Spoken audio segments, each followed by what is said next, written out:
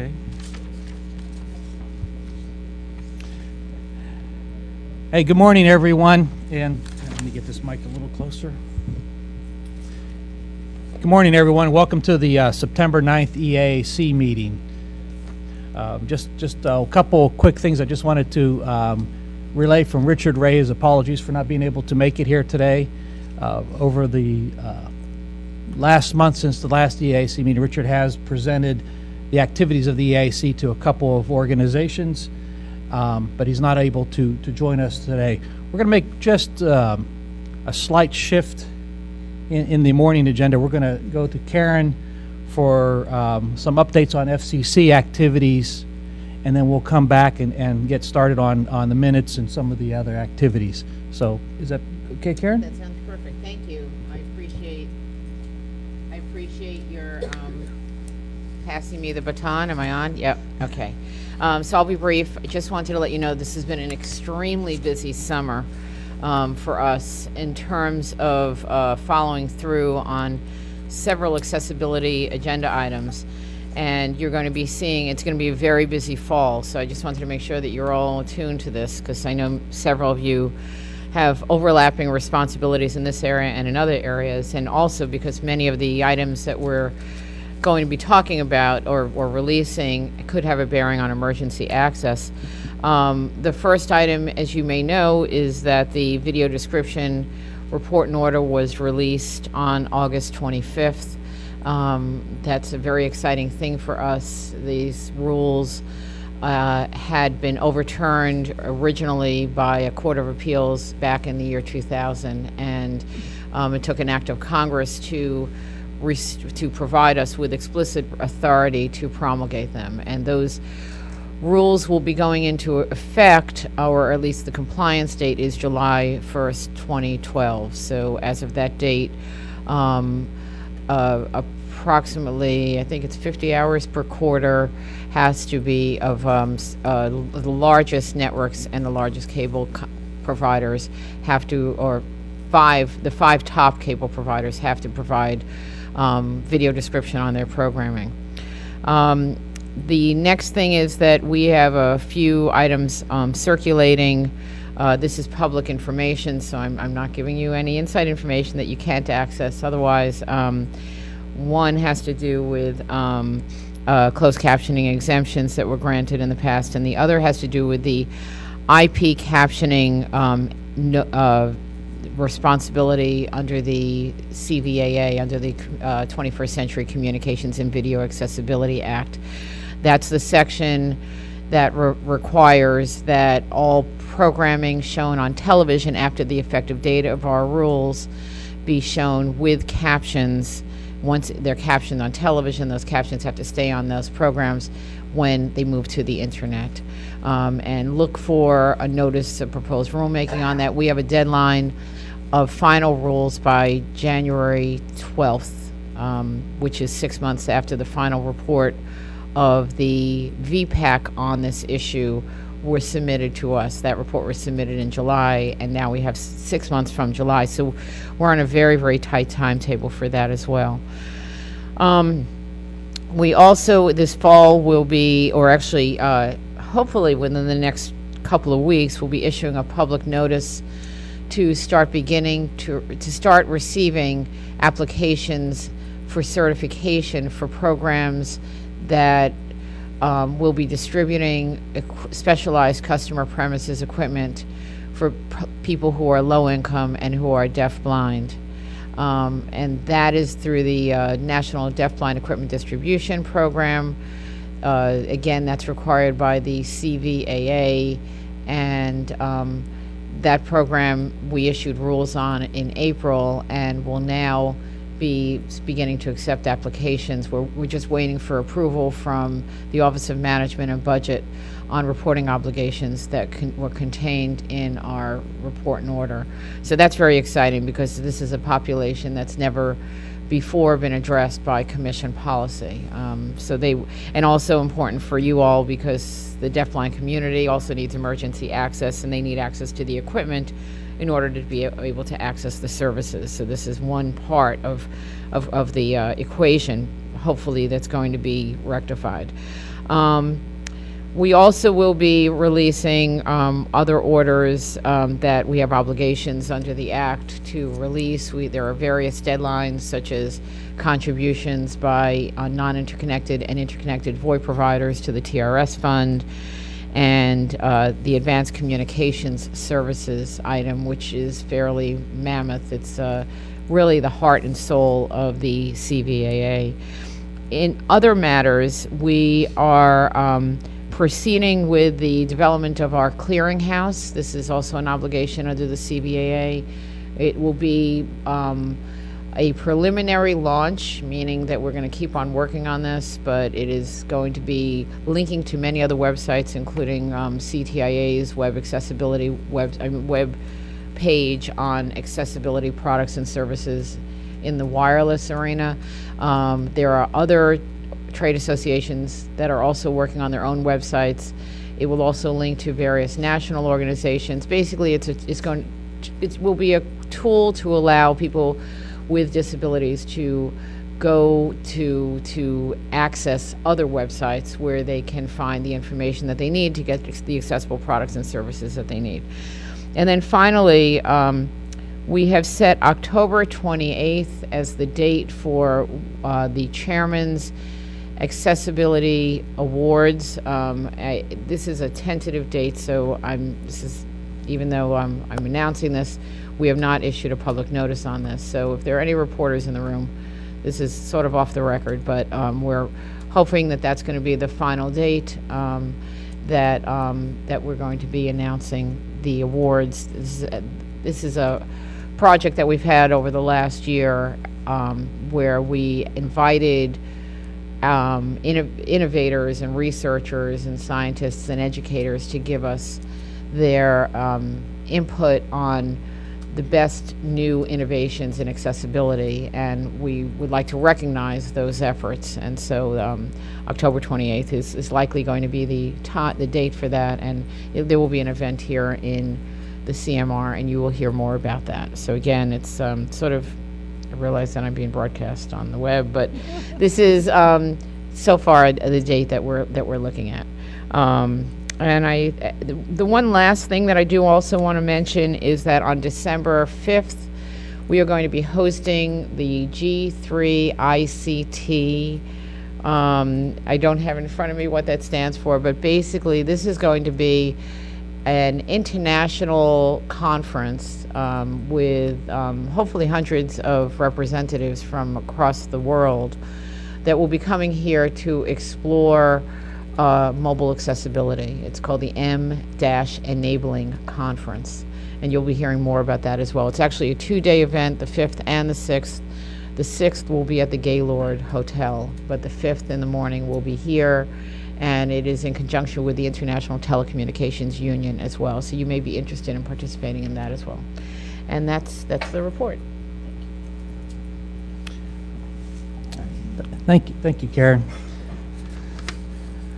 Just a couple of things as we get started here for today. We have kind of the agenda broken into two areas. We'll have some presentations in the morning on from Addis and from RERC, and then we'll have a lunch break. And then in the afternoon, we'll get really into the work of the EAC recommendations document, and we'll hear from the subcommittees and stuff. Just one other thing. I also want to thank Verizon for coffee and lunch and all that. I just want to make sure I get that before I forget and the day gets along there, but I'll try to do that a couple of times during the day. So thank you for that.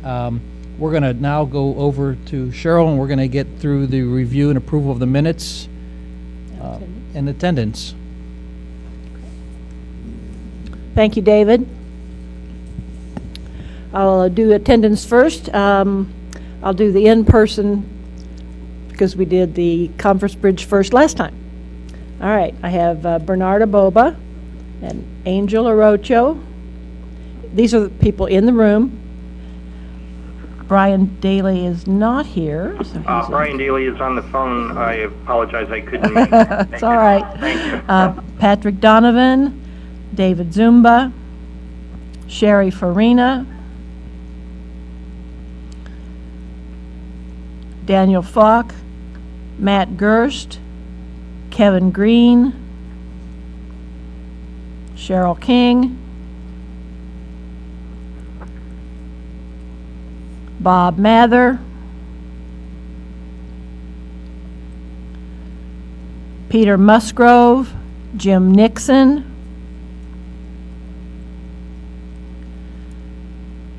Susan Sherwood, John Snap, Al Sonnenstrahl, Karen Strauss, Mark Stern, Greg Vanderheiden, Christian Vogler, Norm Williams, and Joel Zev.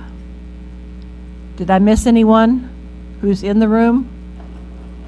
All right, thank you. I'll go to the conference bridge.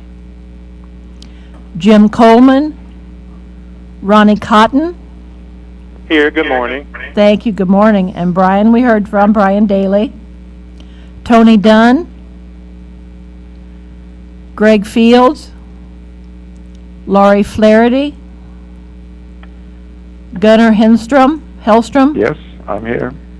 Brad Hodges. Good morning. Good morning. Brendan Casper, I'm here. Marty Kinder, Rebecca Ledoux. Oh, I'm sorry, did I miss Marte? Okay. Rebecca Ledoux, Chris Littlewood, Good morning, I'm here. Don Mitchell, Good morning, I'm here. Donna Platt, Hi, I'm here. Marcy Roth, Henning Scholzrenny,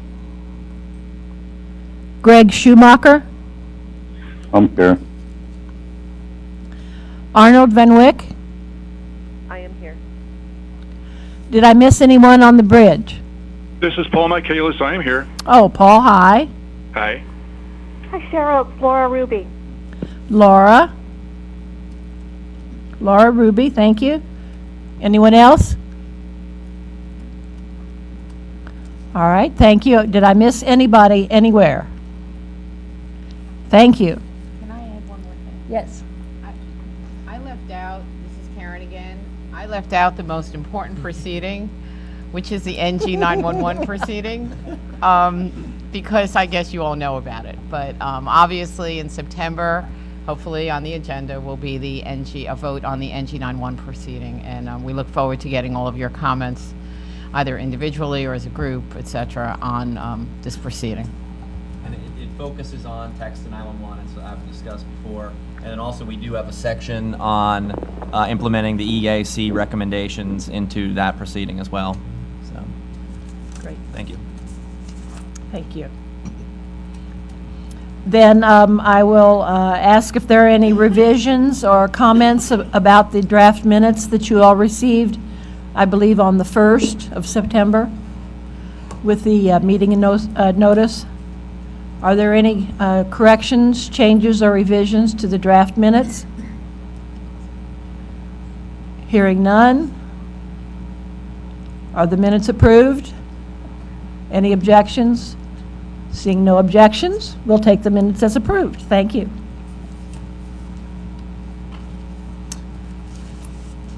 All right, this is, okay, David, this is David. Just, we're going to get started here in a second just on the first presentation from Jim Nixon. I also wanted to remind everyone that I do have the hand-raising tool active, and we'll do what we can to recognize people who raise their hands in the room and also on the tool. So if you have questions, please go ahead, we'll cue you in there. So based on that, I think we're ready to go get started with Jim Nixon. Thanks. Good morning. Jim Nixon from T-Mobile. Today I'm speaking on behalf of the ADIS interim non-voice services. Put your hand up, sorry. Yeah, I think I may have started before the microphone caught up with me. There we are. Okay. Okay, let me start over. This is Jim Nixon speaking on behalf of ADIS and their interim non-voice emergency services incubator. You've heard about this in previous meetings. Mary Jones had been the chair of that group. She had to leave recently for personal reasons, so as of 2 days ago, I'm the chair. So take it easy on me, be kind. I'm new. I will go through the presentation here and rely on a number of people if there are questions that have answers deeper than I can delve into my memory and respond to. Okay, so if we go to the next slide. Basically, this is the agenda for today. We'll talk about the mission and membership, how we're progressing, what we're doing, discussion of the candidate solutions we're considering, and some issues dealing with potential policy support that may be needed for the eventual candidate that we recommend. Next slide, please. Okay. Basically, the mission here, boiled down to just a few words, although the details are spelled out here, is to evaluate common solutions that can be deployed nationally and quickly while having minimum impact on all of the stakeholders involved in their use. Okay, so we think that an interim solution would benefit public safety, the public, the wireless industry, basically by allowing a type of communication to emergency services prior to the long-term solution, which would be implemented when the standards development activity is completed for future systems that would be deployed. All of the candidate solutions in our method has been to consider everything we could think of, so all the candidates are on the table. Our goal is to identify the best possible solution from that list based on our requirements and considerations that we've developed for comparison purposes. The end goal, again, is to minimally impact the existing users and deploy a system nationally as an ideal, so that everyone can use the same number and method across the country to reach emergency services through non-voice methods. We'll also work closely, as I mentioned, with the FCC to coordinate policy and regulatory changes as may be necessary. And you'll see on later slides where we certainly are involving consumer feedback in the process to try and build consensus as best we can as we move through the whole process itself, to make the end product something that's hopefully has some broad spread support. Next slide, please. A quick list of the participants in the incubator. As you can see, is a lot of carriers, vendors, public safety, and organizations involved to try and get the best view that we can of the values and potential problems with each one of the candidate solutions we're considering. Next slide, please. Again, a basic overview is we're trying to figure out how to bridge the gap between today's wireless TTY-based communications and the IMS-based non-audio emergency communications of tomorrow. So basically trying to take a baby step, if you will, towards the long-term solution, which hopefully will address all of the concerns that all the users have. Next slide.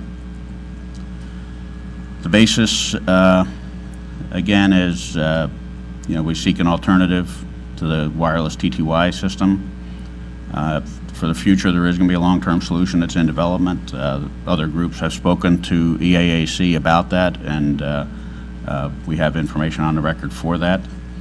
The question is there really a solution that can be deployed in the interim before that long-term solution is available that meets the needs of all the stakeholders and users well enough to make the effort of actually deploying it worthwhile? And that's part of our key goal and of our evaluations.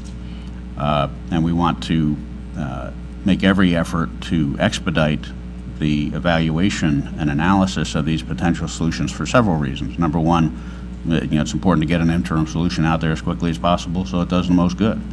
Another consideration is there are ongoing FCC actions that could benefit from having our information included in it, and in meetings with the Public Safety and Homeland Security Bureau and other staff 2 days ago on Wednesday, we went through these same slides and were asked to make sure we put this on a record, and that certainly is our goal.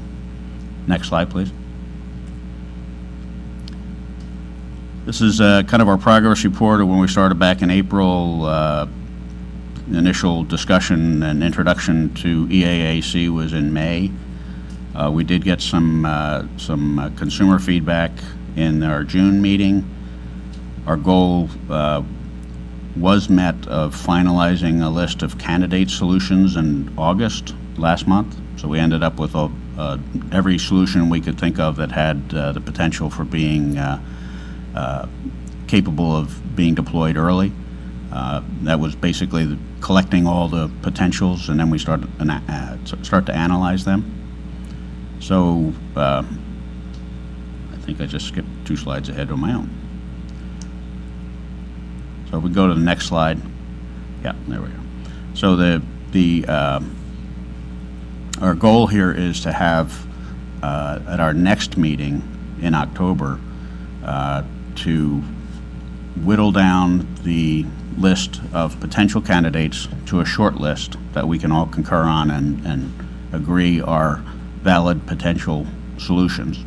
Again, as you recall from an earlier slide, we don't think any of the solutions are going to answer all of the needs and concerns exactly or completely.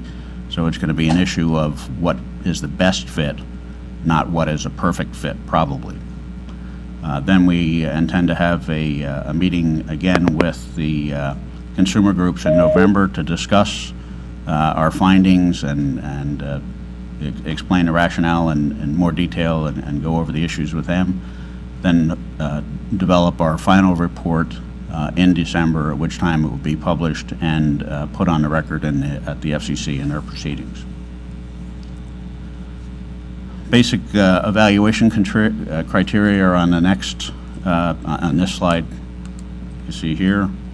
One of the key things we wanted to try to do to put a stake in the ground and make this a goal that has a well-defined target is that the systems have to be commercially available end-to-end by June of next year, June of 2012. Minimal impact across the board, networks, handsets, consumers, especially PSAPs and consumers. Ideally, it'll be a 100% national solution, easy for consumers to use. We wanted a non-proprietary solution platform so that it could be broadly deployed and implemented rather than having a simple single source for it. We wanted ideally to be able to provide a course location that can be sent to the PSAPs for routing and initial consideration of response. We ideally would like to use a single nationwide number to provide this service. We want to preserve the PSAP's ability to record and log calls. One of the key aspects of the 911 system historically has been that they log every call, they record every activity, and then those records become critical parts of both follow-on investigations and reviews of performance for performance improvement internally. So it's very, very important that they be able to continue doing that. And the communication from the caller to the PSAP should be secure and private. This is another one of our key goals. Next slide, please. So, list of the general categories of solutions that we've considered here.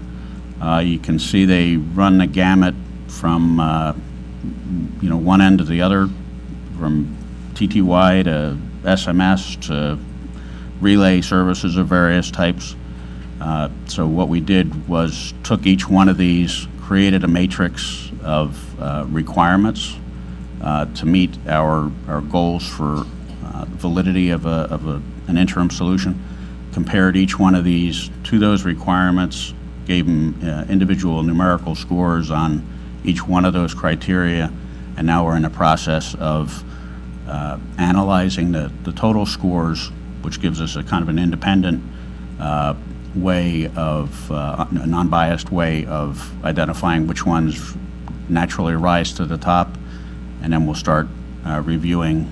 We're in the process now. We finished our meeting yesterday, trying to come up with a short list and do further review of those to come up with a final list in our next meeting. This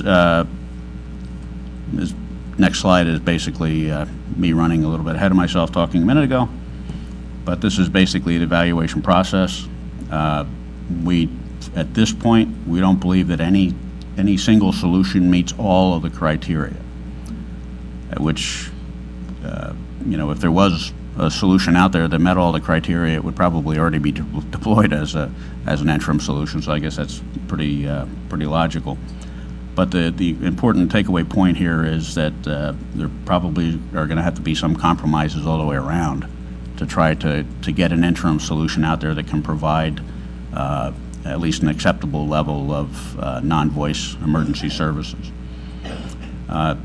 INES will identify the candidate solution that best meets the evaluation criteria, as I explained a minute ago. Perfection is still our goal, but realistically, that may not be achievable. Technically, all of our reviews and processes are going to be described in a report that we are going to share with the public, be publicly available, and it'll be included in the record of the FCC proceedings, so it'll be widely available. And our goal is to have that document and explain all of our steps along the way so that everyone can see exactly how we achieved the decisions and end results that we did. We want it to be a relatively logical experience.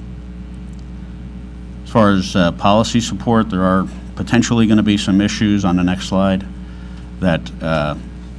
Next slide, please, after that. There may be some issues that need to be addressed through some policy or regulatory action. We've, as I said, met with the FCC on Wednesday to discuss initially that concept and some of those ideas.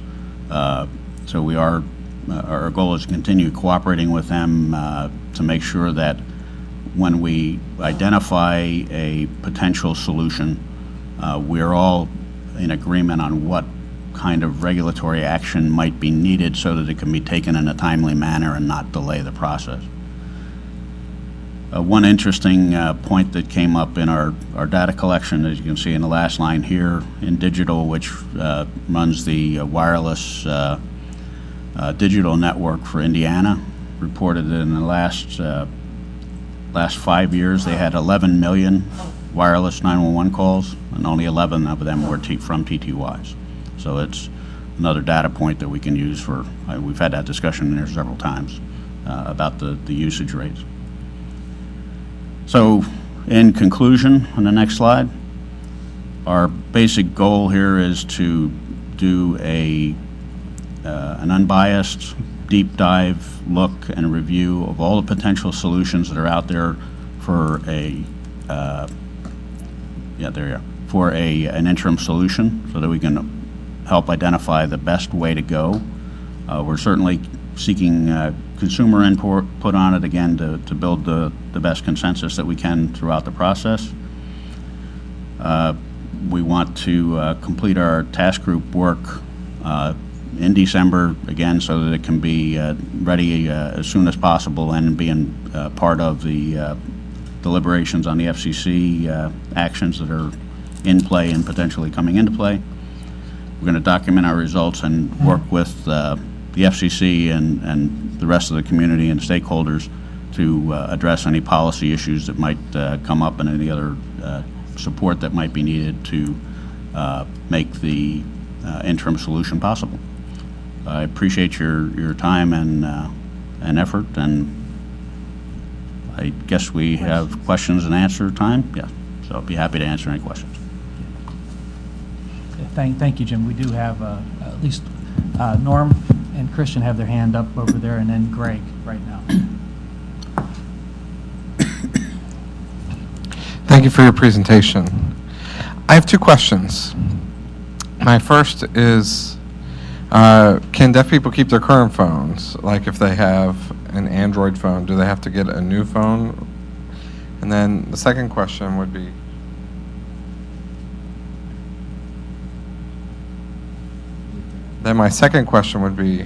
would that be supported for use for everyday conversation? So rather than downloading a specific 911 app that a year later, you might forget about, or you're not sure where to find it on your phone.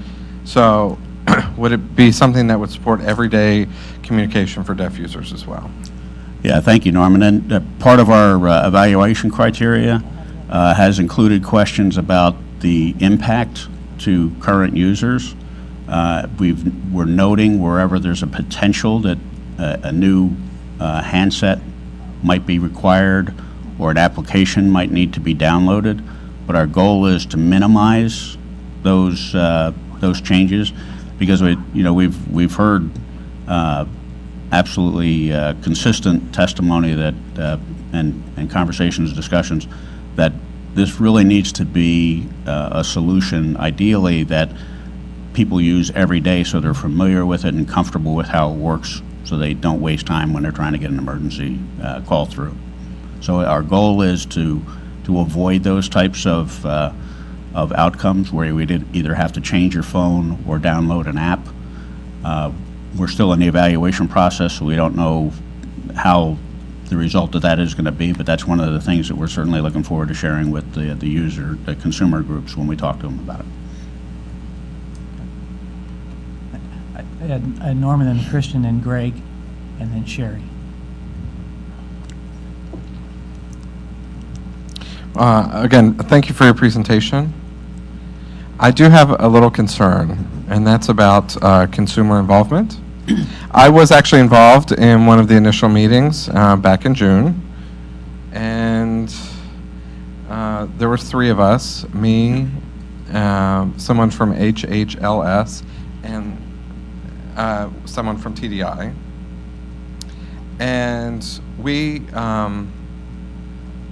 wanted to make sure that, of course, important feedback was given about emergency communications and about how they have to go in line with everyday communication needs of the consumers. So when I looked at the presentation just now, I saw that ease of use, but that wasn't exactly the same of what we were considering with consumer input. So from my perspective, we just need additional consumer input. We need to have more back and forth with consumers. And also how we can be in touch with Addus for ongoing conversations. So that, because I just want to make sure that there's a future additional consumer input involved. Yes, and thank you, Christian. We have another consumer input conversation meeting scheduled for November, I believe the slide pointed out. We are going to send out the invitations for that hopefully next week. If you have questions or additional input, we'd be happy to take them.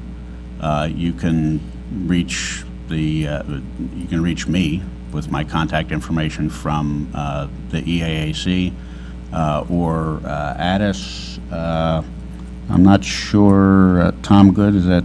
Yeah, Tom Good at Addus would be a great contact to go directly to Addus with additional questions or input.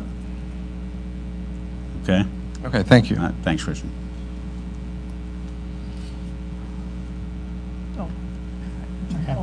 Greg, and then Sherry, and then come to Bernard. A couple. Thank you. Couple quick ones. One of them, at one point you said the IMS-based non-audio systems of tomorrow. Did you mean non-analog systems? The slide is specifically directed at non-audio because it's non-emergency or non-voice type emergency communications is what we're focusing on. I think on a broader. I'm not sure that INES is focused on any other voice applications. The only time we're considering voice is when it's part of a relay conversation.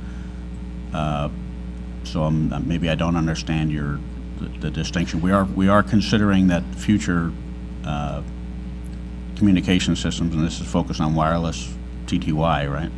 That all of the communication systems are going to IP, so there would not be, I would assume, an analog component to that. Yeah, actually, analog is not a bad. We don't even have any analog now. So, Yeah. The concern being that there are a lot of individuals who are older and that do not type well or type at all. They would talk, and in an emergency, you can go 10 times faster if you're talking than if you're typing, if you can even get both hands free to type.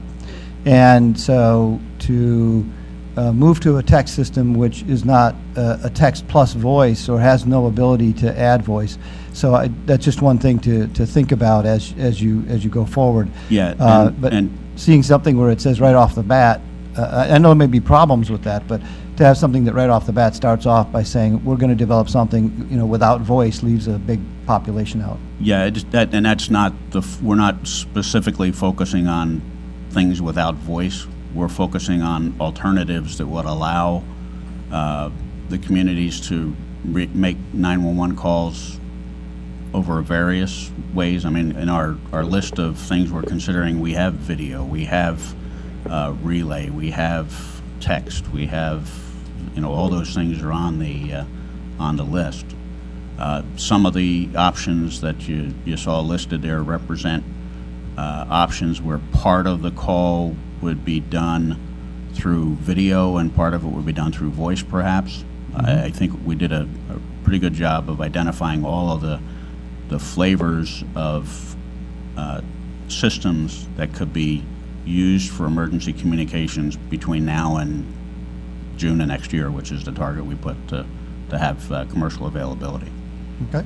The thing you had mentioned was trying to replace TTY, and I think that is with something else. And one of the key features of TTY is that it mixes with voice very easily.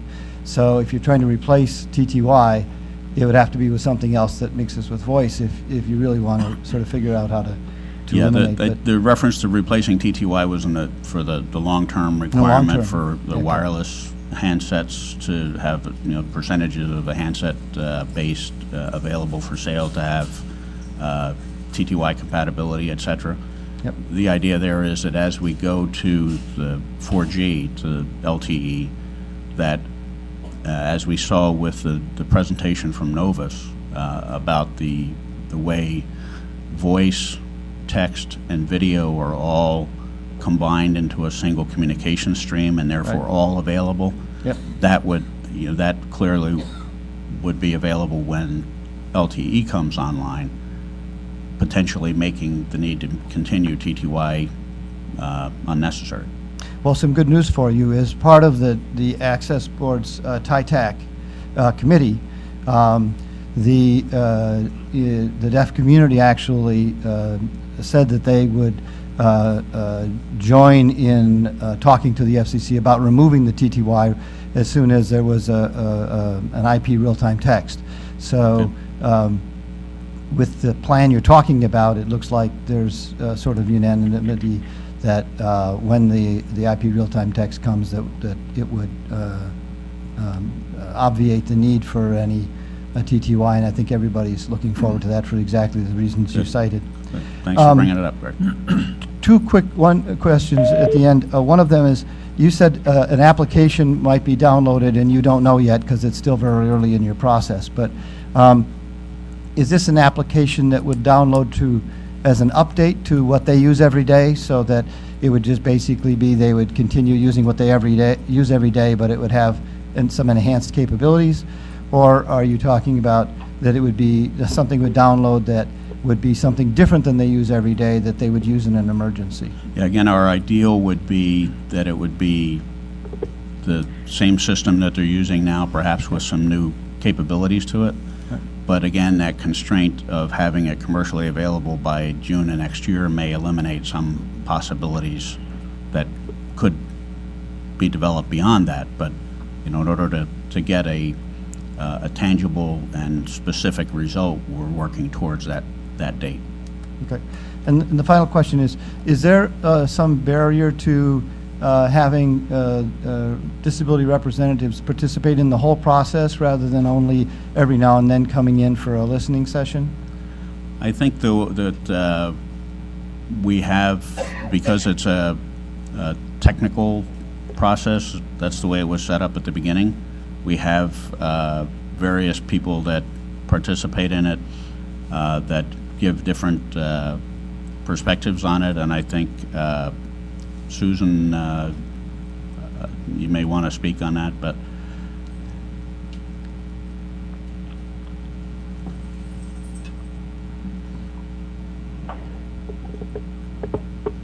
God, am I short? Basically, what happened with the incubators in the past is that we had consumer involvement throughout. And what we found, the critical phases were identifying what the consumer needs were and then testing back after the technical details had been worked out. Because it was, I have to say, these are very painful meetings.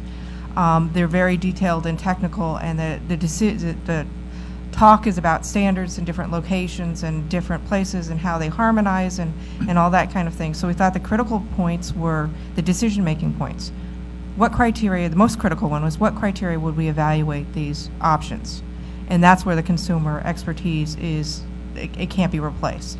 The other is when we've narrowed it down to things that can actually be done, what meet the consumer's needs, and how do you prioritize? Because there's probably going to be decisions that we don't want to make that have to do with what's the priority, because we're looking at a solution that is short term. We're looking at not eliminating all the possibilities in the future, but how can we now, until we get to the next level, have something that works better than what we have today? And we know what we have today, or we believe what we have today is not adequate for consumer needs. And I think most of you in the room would agree with that. Can you announce yourself, please, so that people I'm on the so bridge sorry. will know who's speaking? I'm Susan Masro with AT&T. Thank you. okay, Greg, is that helpful? Did that answer your question? Yes. First of all, Thank you, Susan. amen to the last comment. And the other thing, though, sometimes is that I found when we have consumers who are also computer scientists, et cetera, so it's a technical level, and who really, I think, it is helpful to the disability community to also live on the other end of the pointy end of the stick that you guys are trying to deal with in terms of the problems and the technology balances and the standards and things. Also, sometimes I think it's easier to actually get consensus if people, especially if you're going to come to a hard decision point at the end where you've got to balance things and nobody likes all the decisions, but you got to find a best fit. If somebody's gone through that process with you, it's often easier to accept the conclusion than it is to, and you know this from all the meetings that we've been in and you've been in. Together. If somebody at the end looks at your conclusion and they go, I don't like this, and you go, well, I would like something more ideal. And you have to say, well, we would too. And then you have to sort of, if you will, go back through all of your meetings to bring them along. So it's just a thought, if it is possible, well, to I think involve that more. one of the ways the process was set up was to be as transparent as possible and to get the data fields and make it not some decisions that are not based on any bias. So I think that that's true, but I think the communication piece is critical. And I think that we're certainly open to having meetings on the side for people who want to go in the ditches on it. We also want to be respectful of the time. There are a lot of proceedings that are happening around communications. And having worked as an advocate as well, you get spread pretty thin. So, but we're certainly open to having additional meetings other than the one in November, and we're open to having additional people participate. That the emphasis was to keep speed and momentum and to make the critical points and get the subject matter expertise and use and respect the time of consumers. But we certainly can open up things more and have further discussions. And anyone who has questions can certainly contact Jim or Tom, and we can set up side meetings, and we can get your technical people. I don't want to be there in their meetings, but to go through all the details and the decision points and all that. So we'd be happy to do that. Thank you, Susan. Jim, we still have a few more questions to you. I didn't know if you need to respond, but I have Sherry, Bernard, Gunnar, and Sunny. So. Al's had his hand up, and Joe will now has. Okay, why don't we give 10 more minutes to this effort? Hi. Jim, my friend, and I've know that you're the messenger today. However, you need to tell the people in your group at Addis that the word evaluating has been done. We've had enough of that. We're done with evaluating. We are ready for some action. Do it. Right now we're on high alert with the potential 9/11 threat that came out yesterday. And none of us, the deaf people at this table, have access. I think it's simple. If Brian Rosen were here, he would be able to tell us that it can be done right now. There's no excuse. It's pretty scary at this point. I'm in a city right now without access to someone who could help me in the event of an emergency. I mean, I can email. Right now, I'd be in a situation where my email would go to the Sacramento PSAP, and then they would have to contact the local PSAP here in DC. I mean, that's ridiculous. This is an interim solution that can be implemented today. We don't need any more evaluating. We know what needs to be done. So please bring that message back to your group, that we are done waiting. Thank you. Thank you, Sherry, and I will bring that back to the group, many of them in the room having already heard it. But I also do want to assure you, and I can't see you through the interpreter and reach the microphone, I'm sorry, so I'm leaning sideways. Yeah. But I want to assure you that if there was a way that we could do this today, there's not a person in industry who wouldn't be doing it today. And Brian and others are certainly entitled to their opinion about what can and can't be done today. If there was a way that Brian could do it today, he should be doing it today himself, as well as saying other people could do it. Okay, so yeah, I don't know the specifics. I just heard.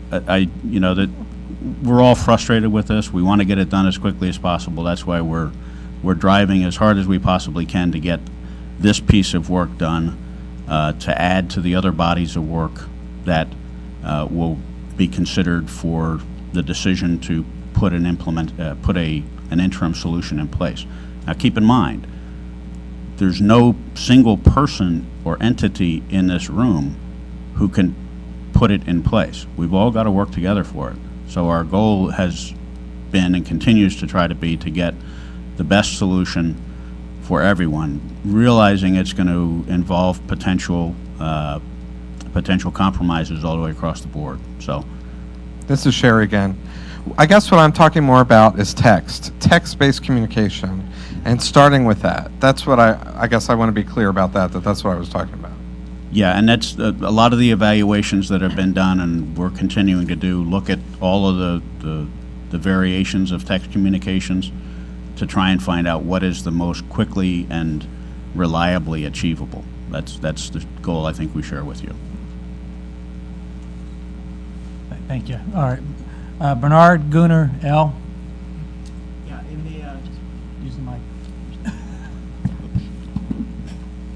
In the spirit of asking about timeliness, when would we get a report on your draft report on the recommendations? You mentioned December, but that's kind of late for what we're talking about. Well, the draft, our plan has always been to issue our report in December. Realizing that it may miss some activities being included into the EAAC final report, if that's when the final report has got to be done.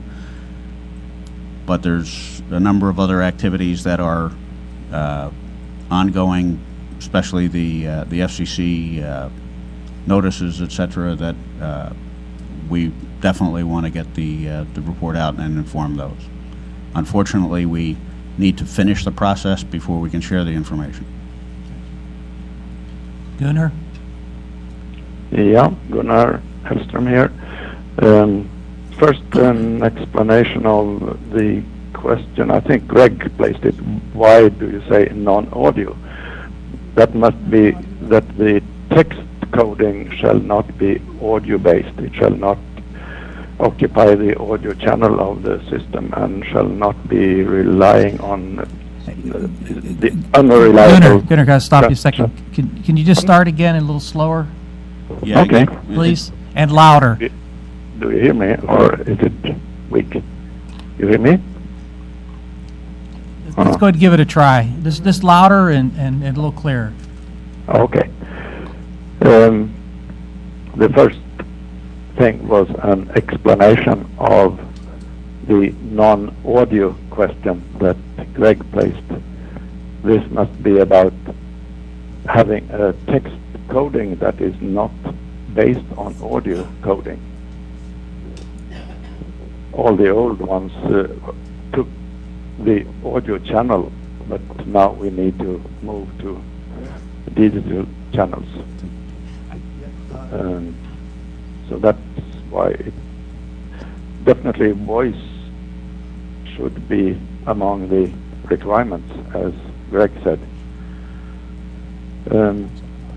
I noticed. Excuse me, this is Cheryl. Yeah. Greg Vander Heiden Gunnar wants to see if he can assist you in your question. Gunnar? Yes, Gunnar, there's a bad audio connection, so the interpreters are having trouble understanding you, so I'm going to try to repeat what I think you said. You said first with regard to the question that I had asked. I can call in on a better line instead, if you want. Okay. Call in on a better line. Thank you. We're gonna just... another person first. Thanks, Gunnar. We'll pick you back up when you come back in. Put your hand down and then back up again, so I know you're back. Yep. Yep. Okay. Elle, and then Joel, and then Kristen.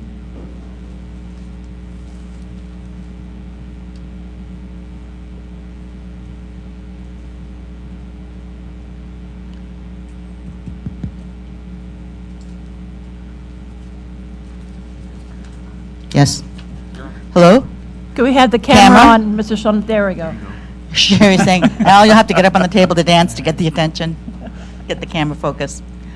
Alfred speaking. There's a few things I would like to bring up. You said that the TTY, I assume you mean Bordeaux, the Bordeaux code? Yeah, when we're talking about TTY, we're talking about the traditional TTY Bordeaux, yes.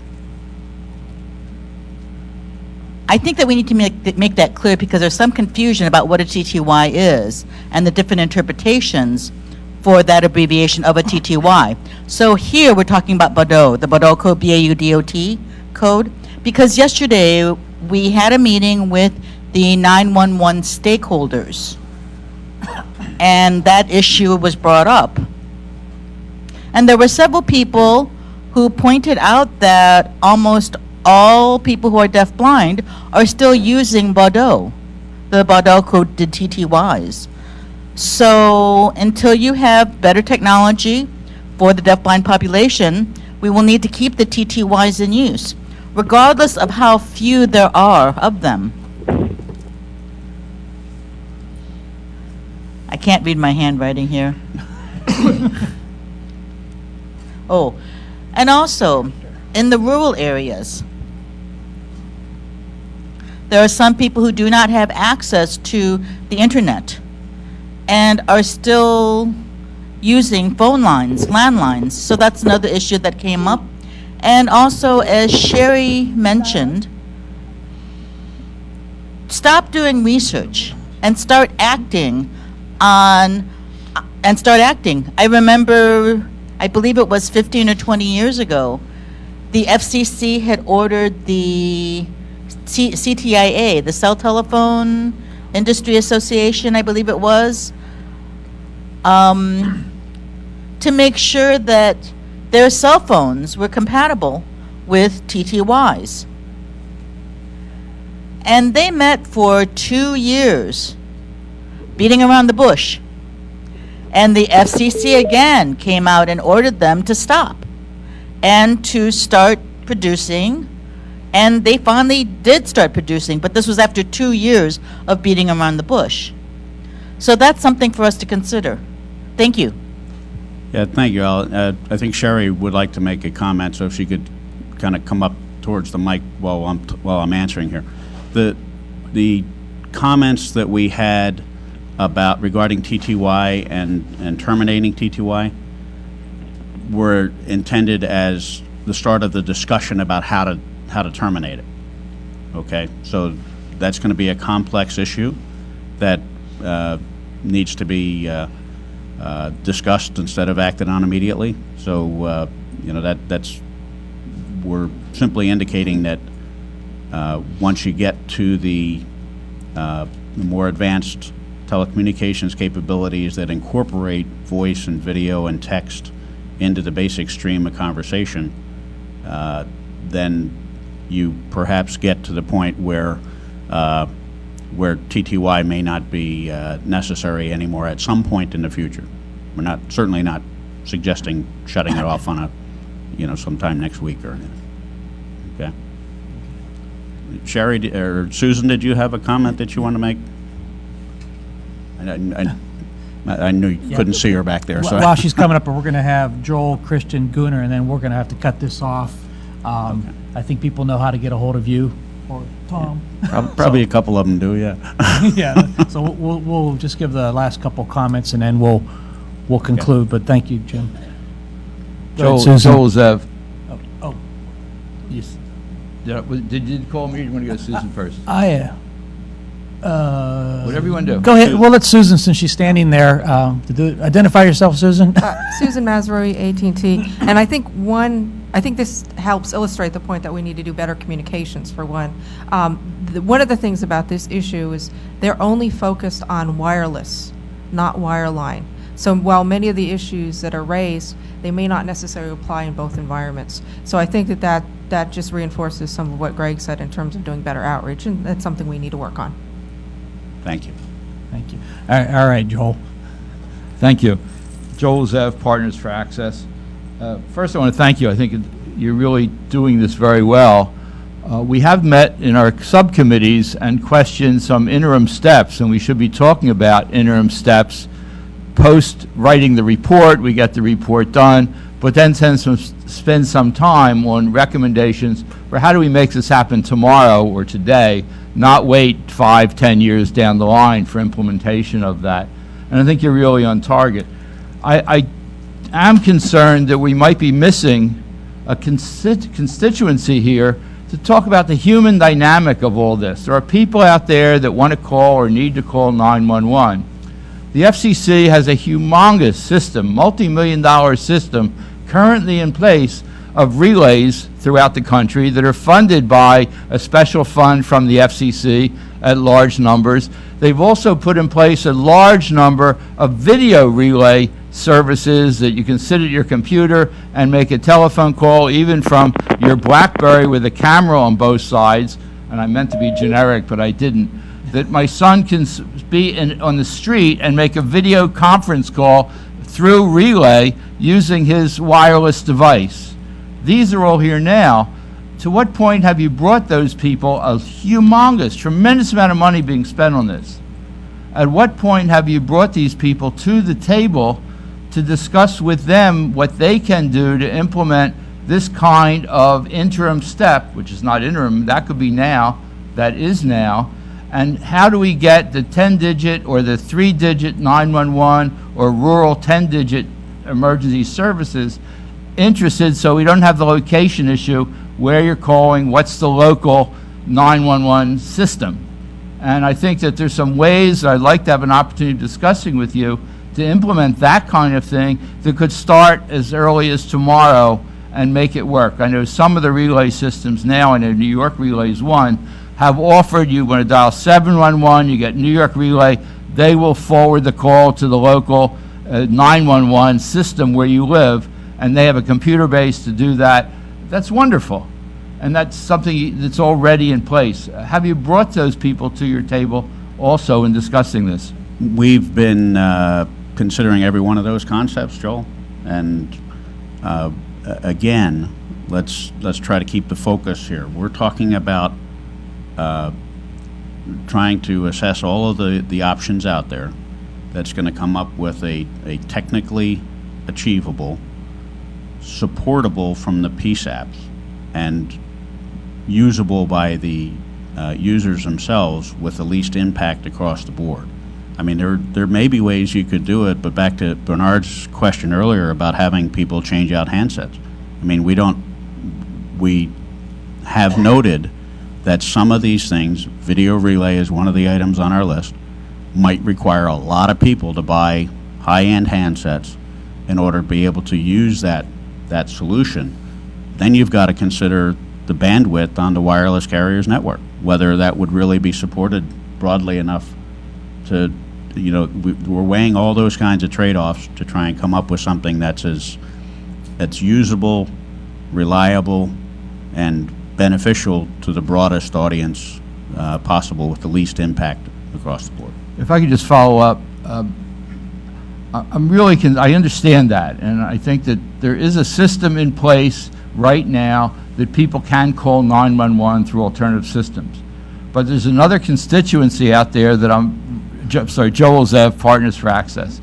There's another constituency out there that we're not really reaching, that I've been really trying to speak for as best I can as I get closer to that age.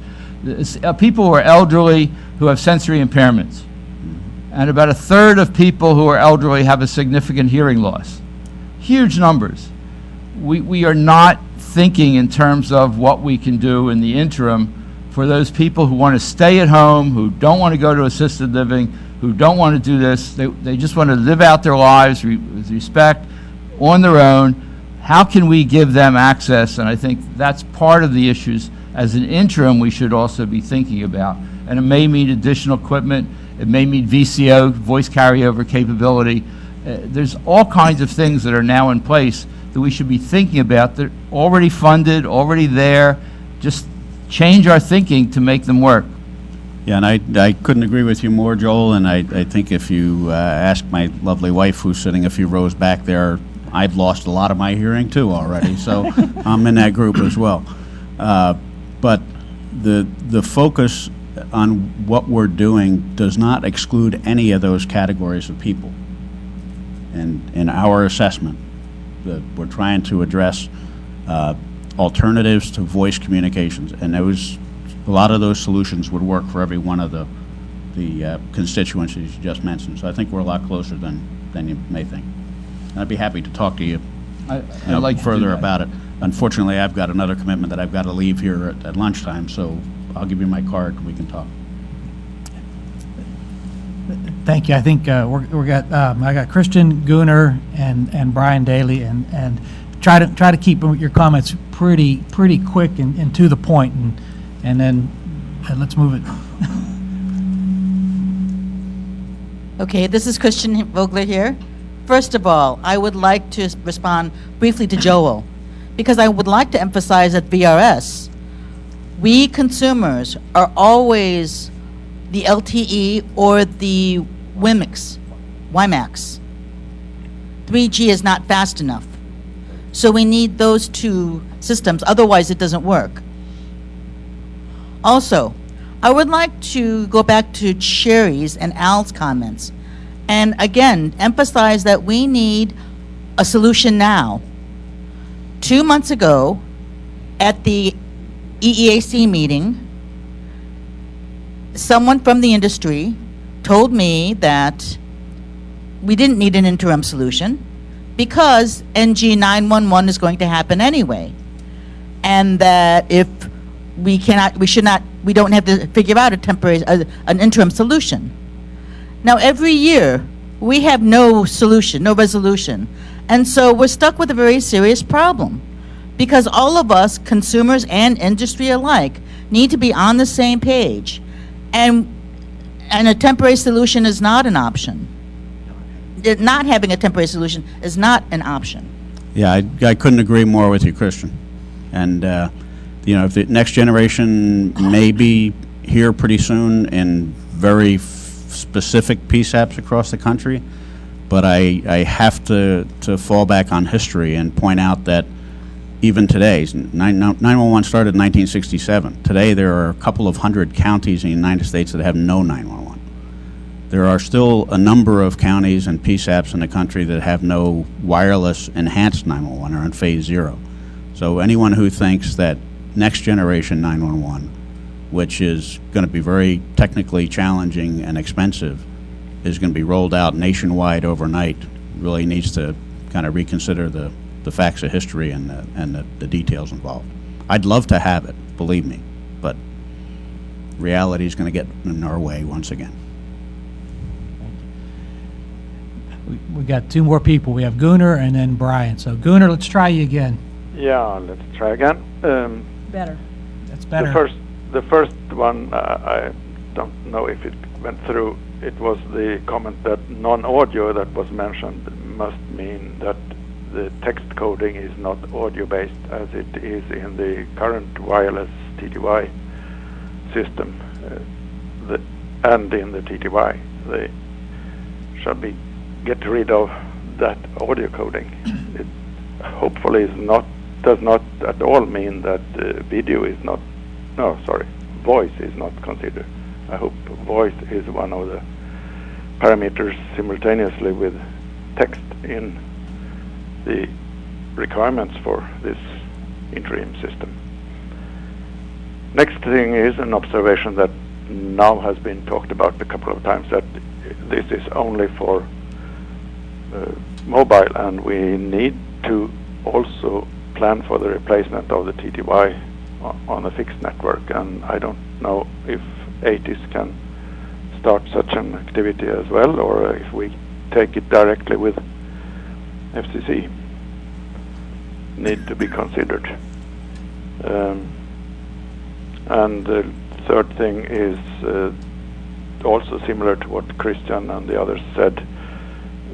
Start with checking what people are using today for mobile communication, what the accessible solutions are between people, and pull them into 911 as well as the interim solution. I think that's... Yeah, I think, Gunnar, I think I understood your questions, and I think the first one had to do with audio, and we... Yeah, that was an explanation. Oh, that was an okay. Then neither you nor Greg understood why it said non-audio, and I understood it. Okay. I was involved in creating that standard once. Okay. The others, I think the general answer would be we're trying to consider every solution that's going to be available by June of next year. We're looking at, as a basic step in that process, we're reviewing what is being used today. So I think that addresses your question on that. Yeah, do you ask the deaf people what they are using rather than checking what you have in your product portfolio? You may find that 80% are already over to some chat on Android or something. Right. Okay. Thank you. Thank you. And last is Brian Daly, and then we'll cut it off there. Yes, thank you very much. This is Brian Daly from AT&T. I'd just like to just do a quick response back to Sherry and others about the need for a solution today. We fully understand and appreciate that, and are honestly trying to find something that will fill that need today. The one thing I would just like to point out, however, is it's more than a solution on a handset or a provision in an originating network.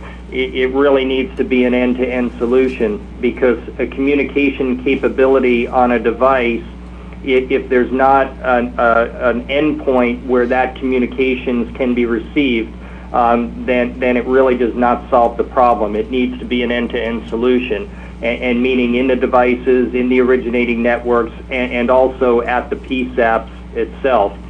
And being at the PSAPs, it might also require the use of a relay function, as Joel mentioned, that in the short term, upgrading PSAPs to be able to receive that type of media content, whether it be text or otherwise, may not be available in the short term. So there may be a need for such a relay. And within the ANIS group, we are seriously looking at these relay solutions because we understand that need for the end-to-end solution has to be in place in order to make this work. Thank you very much.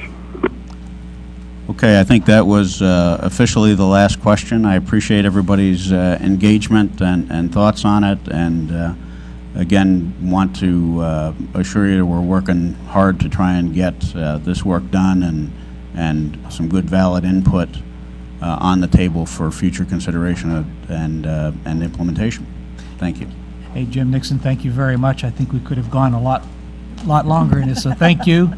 I think everybody knows how to get a hold of Jim, and if there's further up questions. So moving right along, because we got our next one, we're going to have Greg Vanderheiden present on the telecom RERC outputs.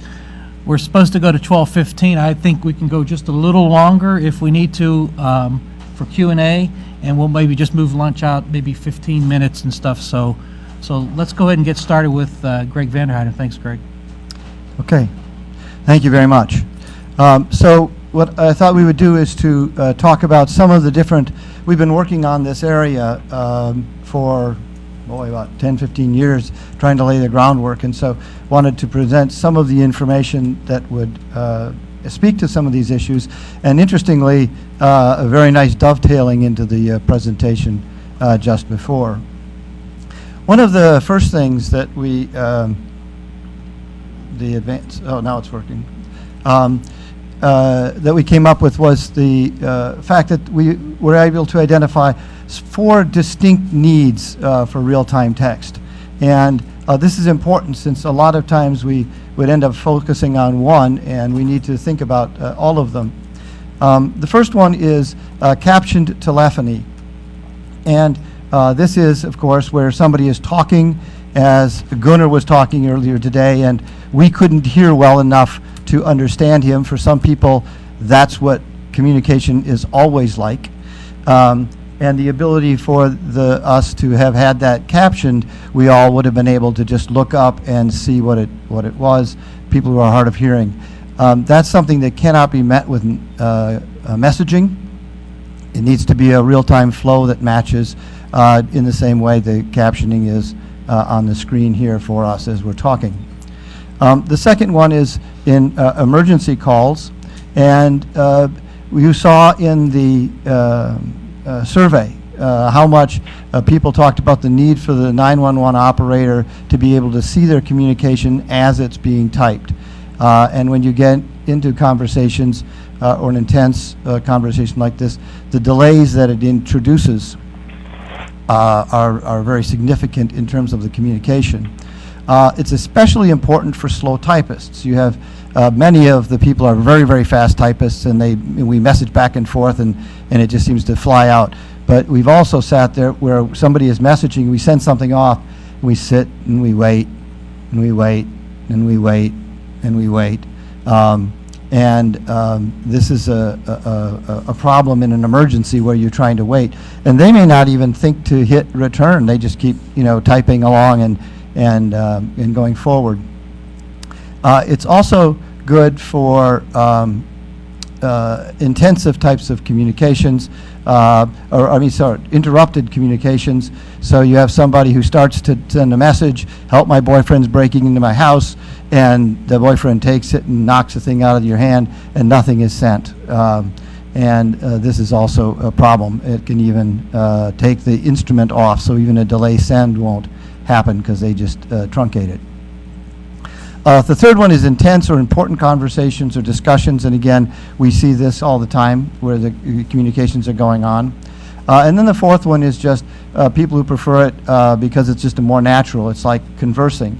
If each sentence I said were to be stored and then played after I were done, it just is communicating and messaging. Now, some people don't like that for a number of reasons, and they will always prefer messaging. And so we need to remember that any one of these 4 uses is not like this is the way the whole world's going to communicate. All of us use the phone. When we got SMS and messaging, we didn't stop ever using conversation, but we use different things at different times.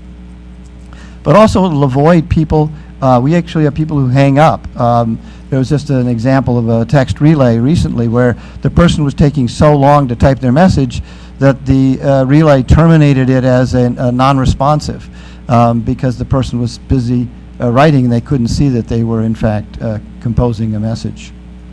A key point is that real-time text is never intended to replace messaging. It is always, just like we don't replace messaging with voice or voice with messaging, it's something we use in parallel. The second thing that is important is we have different standards for different protocols and environments. So for example, in the PSTN, we use TIA 825A in the US. And of course we have many commercial implementations, and we have implementations in different technologies for doing that. In the IMS and SIP environment, we have RFC 4103, and this is the one that IMS specifies. And again, there's many interoperational commercial implementations of this, and there's, again, implementations in different technologies as well. AIM created its own real-time text, and that's built into all of the AIM window clients. And now XMPP, or Jabber as most people know it, now has an experimental specification, which is the first stage of their standard setting process for doing real-time text in the XMPP Jabber environment. And there's several implementations sort of underway. Here's an example of just a simulation that's actually done in XMPP RTT. And they even developed something called natural typing, which even though you have to transmit in chunks, because you don't transmit every single character, it preserves the intercharacter spacing, and so you actually see it exactly as it was typed, just delayed by either a third or a half or whatever your transmission sequences are. And you can see the impact here. One of the things that, and it was brought up earlier, is the critical importance of end-to-end interoperability. If we have, for example, 2 people and they're going to communicate, if the cell phone implements one technology, and I think this is Brian's point just at the end of the last one, but the carrier, the local SIP says, well, I think that it's easier for me to do a real-time text a different way. Or the trunk says, you know, we really like this different form of using real-time text. And for a while there were actually different formats for the exact same platform with different people all picking one that meant their industry had to do less. So the carriers would want to do one technology, but the handset manufacturers wanted to do a different technology because it was whichever one shifted the responsibility someplace else. But if this one doesn't work, that's as far as that message gets. It never gets to the other end. Or if it gets to a gateway and the gateway doesn't support it, then that's where the text ends. Or if it goes to another carrier and the other carrier says, well, I didn't like the format the previous was, I chose a different one, then that's where the text ends. So we need to make sure that, in fact, end-to-end we have compatibility. Now, this does not mean that we never can, that we all have to use exactly the same technology, because that's not going to happen. So here we have a corporation that decided to do its entire system, not on SIP, but on XMPP. And so within their corporation, they decide they're going to use XMPP real-time text. And that's fine as long as everything and all of the equipment in that company and all the different phones that they buy in that company, et cetera, to go on that XMPP all support the same standard for the company, and the gateway at the end translates back and forth between the XMPP real-time text and the SIP IMS real-time text on the outside. And if that's true, then in fact we still get this. And when we add the 911 center, we find that not only can this carrier now get all the way to 911, but so can this individual who's using a totally different real-time text in their company, but it also flows out and to the network, because what we do is we have a combination of the compatibility and the gateways, compatibility, everybody doing the same thing within a technology platform like XMPP. But if we have like 3 different ways of doing it on XMPP and 3 different ways of doing it on SIP, then that's where we're going to have, we just won't have the end-to-end. It won't be there. So what do we need for end-to-end operability?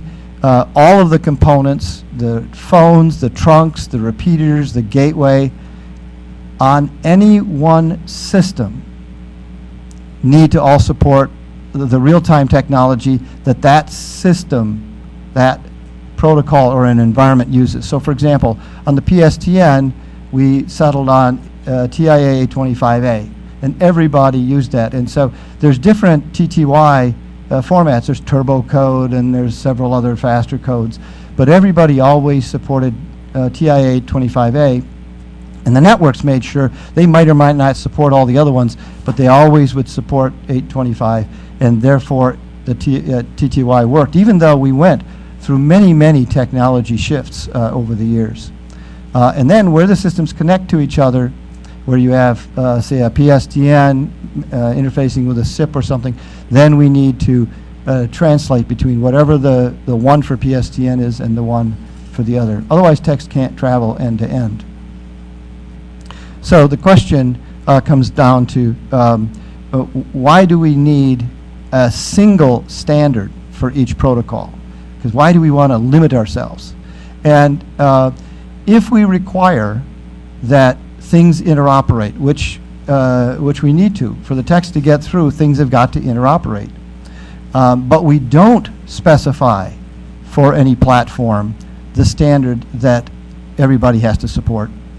Then a company building a new product to go on the IMS system or the XMPP system has no idea what standards they have to make their thing work with.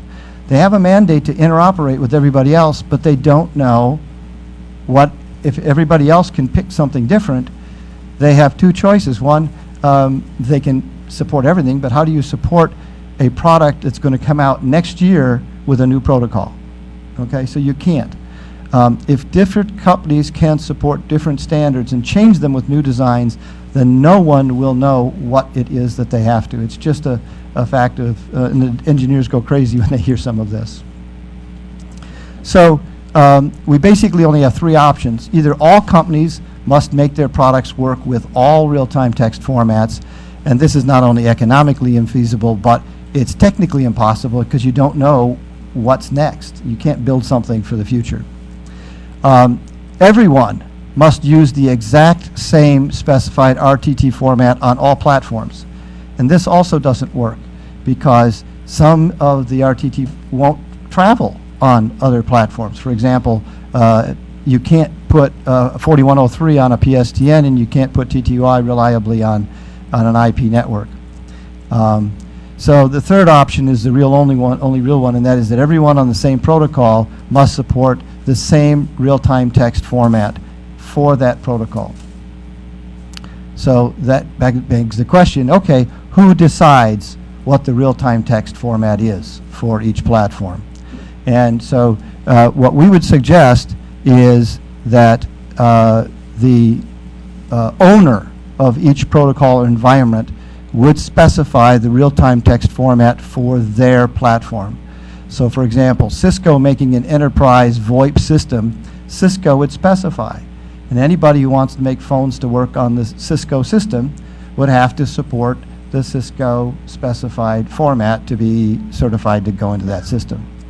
For Avaya enterprise VoIP system, Avaya would specify, and it doesn't have to be any particular standard. It can be whatever it is that Avaya does, and they publish it obviously so everybody can support it. Skype specifies. For XMPP, the XMPP Standards Foundation would specify which one. Now for public networks, the PSTN, the IMS, the FCC would specify. So real-time text on the PSTN, the FCC has specified TIA 825A, and all must support it, and that's the rule. Matter of fact, that's one of the rules that you brought up before about, you know, as we move to the real-time text format, does this one that everybody needs to support 825A need to follow us, or can we tag that one to PSTN and do a new one on the new platform that makes more sense for us? For real-time text on SIP and IMS, the FCC should specify the format that most things support, or if IMS specifies which one it wants to have, then that would be the logical one for the FCC to say, okay, this is the one IMS says is the one to use on their system, so everybody, you must support it. It's not like if you want to, you must. Otherwise, it's going to be back in this thing where we talked about the end-to-end, where it'll get halfway down that pike and somebody in the middle says, well, if I was going to do it, I would use the IMS one, but there's no rule that I have to, and IMS is actually a standard, not a rule, and what you find is that it's either there or not in the equipment, or it's actually turned off often. So the, I'm sorry,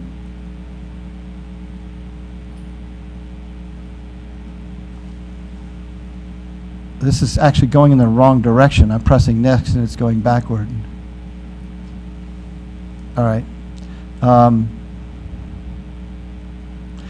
Now one question was, if one standard is required for each platform, what do we do about the future? Are we then stuck with this format forever? And the answer is no, we would use the same format that we use for audio and everything else. Everyone supports the current format. As we have a new format that somebody wants to use, this is what we do with new audio formats. Companies can start building them into their products, and when both ends or the whole chain will support it, then you can begin using the new one. On calls where it isn't, you fall back on the old.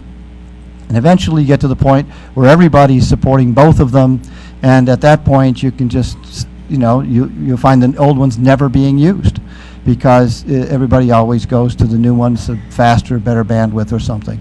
And this provides us a natural way to move forward. So adopting one today does not mean that you're stuck with it forever any more than audio or anything else. It just always is the one you support until you get to the end. So just as quickly, we have some real-time text implementations today. These are all implementations for 4103 on SIP that are all open source and available for anybody to use. So we have a Total Conversation client in Java. We have LinPhone, which is an open source real-time text. We have it on Android. We have an iPhone. There's an Asterisk server for gateways that supports real-time text. And we even have an Asterisk TTY Baudot to SIP real-time text gateway. So these are all available from the RERC, the telecom. And then these are all commercial and other implementations of 4103. And I won't read the long list. If it's on the real-time text website, and I can give it to anybody afterwards as well. It's a long list. There's like another 12 or so. And all of these have all been tested for interoperability as well. So these aren't just sort of random. It shows the many different places building things that that will work together. The XMPP for Jabber that we talked about before, there's already multiple implementations of that coming up as well, even though it's experimental. And one of them is in Digital, which is a 911 service, an E911 service provider who's picked up on it and is using this. And then finally, we talked about AIM, and AIM has their implementation. It's been out for a year or more. The last thing I wanted to talk about was the short-term mobile text to 911 issue. Again, timely because it builds right off of the conversation before. And we heard earlier from the 4G America the requirements that they were talking about having for the 911 for the short term. And this is their list, and we have a list also, and the much of their list mirrors the ones that we're talking about. And only the two starred ones were not on there, and the one was security, and this is a good one to be thinking about. As long as we remember that this is sort of on the same level as voice communications, they're secure to a certain point. And the other one is real-time text, and we were not sure. It would be great if we could have a real-time text short-term, but that's not really where we think things were coming, so we hadn't thought to make that as a criteria for it. These are the criteria that we had, using the same techniques as people use daily. And so we would actually recommend this list be added to the list of criteria that you're talking about. It should work through throughout the nation, including the rural areas. I know that you'd mentioned that one earlier. One number should work nationally. You shouldn't have to know where you are to know what number you should dial to be able to get one. Not require special technologies or training at local 911 centers. As was pointed out, this is a recipe for not having it be in very many. Not require significant change or cost to phone manufacturers. Not require significant or any network changes if possible. Support 911 centers who want to set up direct text communication. So it shouldn't get in the way of centers that want to directly do it. It should provide GPS and other information to them. Work with phones, but it should work with phones that don't have it. Simple to understand, feasible to use without support from electronic phone books or special things that you have to use to dial, because that's not the way people will think of it. Needs to work on low-cost phones. It has to be some confirmed reception of messages. Multiple simultaneous calls need to be going in. Some of the solutions, once somebody calls in, basically that 911 center is out of commission for the next person calling in. You could have a whole bunch of deaf people at once all calling into a 911 center, and the system shouldn't collapse. It should expand just as well as it does for voice. Simple phase over to auto 911 distribution. When we get to NG 911, we shouldn't have to go back and re-educate everybody all over again. It should work with all PSAPs. Usable for deaf users using non-standard English. In other words, having non-standard English coming into a 911 center that's not used to it can be a problem. And even have them think there's something wrong with the sender. Either that they're dazed, they're dizzy, they're drunk, they're incoherent, and they're not. They're just speaking in another syntax. It should be deployable in 12 months, and it should support text and voice or voice carryover, voice being 10 times faster. So one of the things that we've been looking at is how to bring these together. And again, like you, we've been over the years trying to gather the ideas and bring them together. And so the one that we found that was closest to meeting this, and again, for your consideration, and I think it would be good to set up a dialogue. We call it an enhanced central all-text routing and relay service for emergency mobile text. And it's quicker to deploy, lower cost to operate, provides 911 access everywhere in the country on the first day. It doesn't require any special equipment of any kind at a PSAP, including all the way down to the very last one. It doesn't require any special equipment at the local exchange carriers. Works for all 911 centers, even if they use PSTN and even if they don't have a working TTY. No training or special skills required in the PSAPs, and it works the same for travelers everywhere. And there's a funding mechanism already in place, which goes back to Joel's comment, looking at the national relay services, et cetera. When we talk about, we're going the wrong way again. Hold on. Oh, I got it. When we talk about any text, we're talking about working with SMS, but it also could support email, IM, real-time text, or any other text formats. And again, if particular 911 centers want to support any one of these or some of these, the text can automatically go to them, and the center can then handle the rest of the kinds of text that might come in.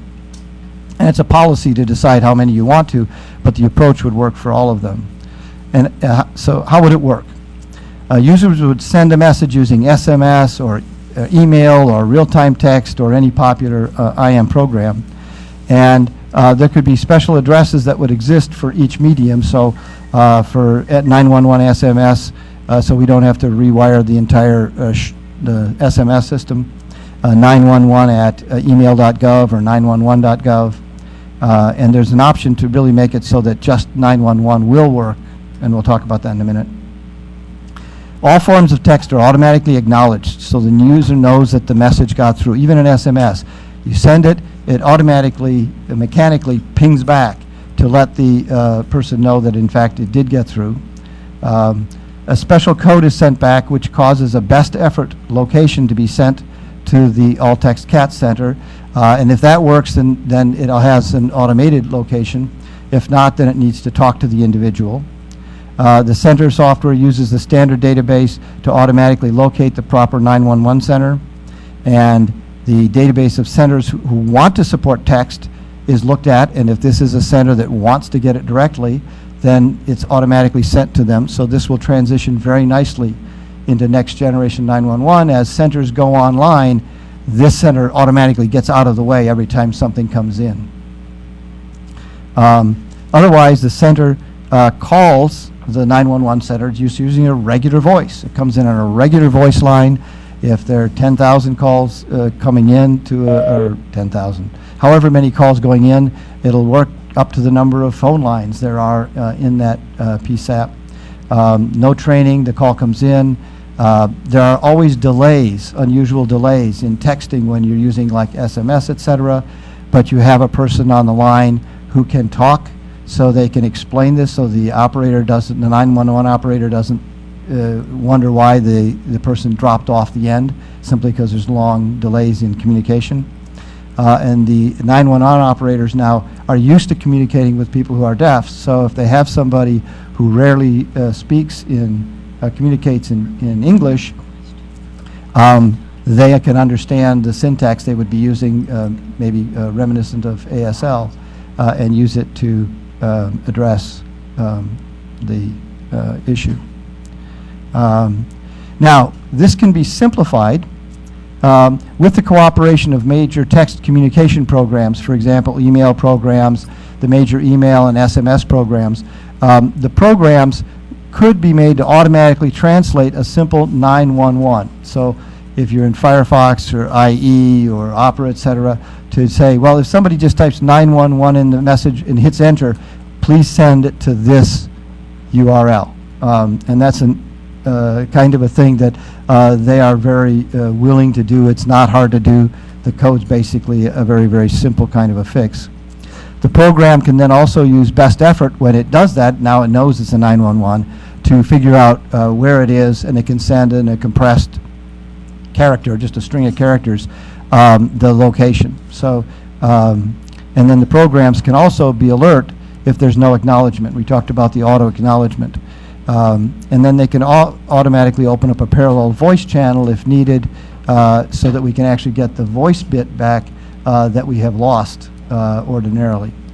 And again, when you talk to the vendors, they're saying, so you don't have to change anything on our network, we don't have to change anything about the way we do anything, you just want us to make a change in our client program to detect 911 and to do something special. You say yes, and well, that's not a showstopper. The transition to next generation 911 is very natural using this kind of an approach. As individual 911 centers come online with NG 911, the CAT would automatically send them on. If and where networks will auto-route later on, 911 would automatically go, then the CAT center would never see it. It would just go straight. But where those networks don't, and again, this is another one you talked about, and that is that it's not just the PSAPs that vary, but the networks and the local exchange carriers and all of those places are going to be slowly changing over. And so you can be in one part of the country and you dial 911 and it goes straight in, you go someplace else and it goes no place. And in this case, it would always go someplace. Text formats that are not supported by NG 911 could continue to go to the CAT until users migrate to the NG 911 format, so it gives a user migration path. And all of this is transparent to users. They can continue to do whatever is natural at any point in time. The early adopters can jump forward. The late adopters can do what they do, and it'll still work. And then finally, funding. Originally, it was thought that this center could be treated like any other relay center and funded from relay funds for people who are registered and qualified for relay. The government is now talking about supporting text for all people, and if that's true, then the funding for this would have to come from someplace else. Otherwise you drain the relay service out with mainstream. But it could be set up for registered people who are deaf very quickly, because they have no more. And I think this is one thing we need to keep in mind, is that this is literally life and death. I mean, these are people who are deaf, who have heart attacks, who have car accidents, etc., and they have no way to call 911.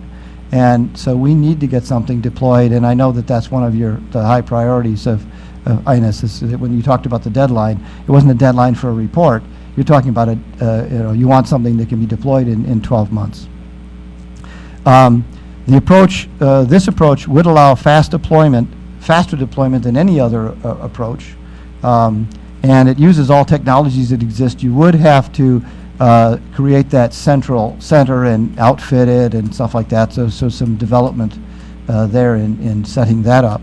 But you can have multiple ones, and you can have different relay companies and other companies bidding for them, so it's not just like a one place takes all.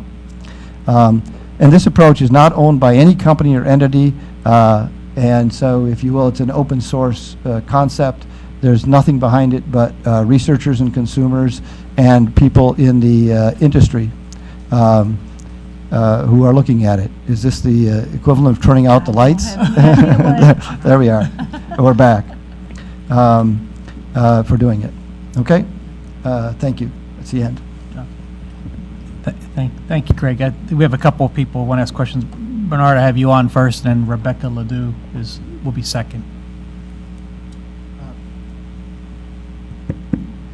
Bernard Aboba from Microsoft. Thank you very much, Greg. You covered a remarkable amount of ground in that presentation.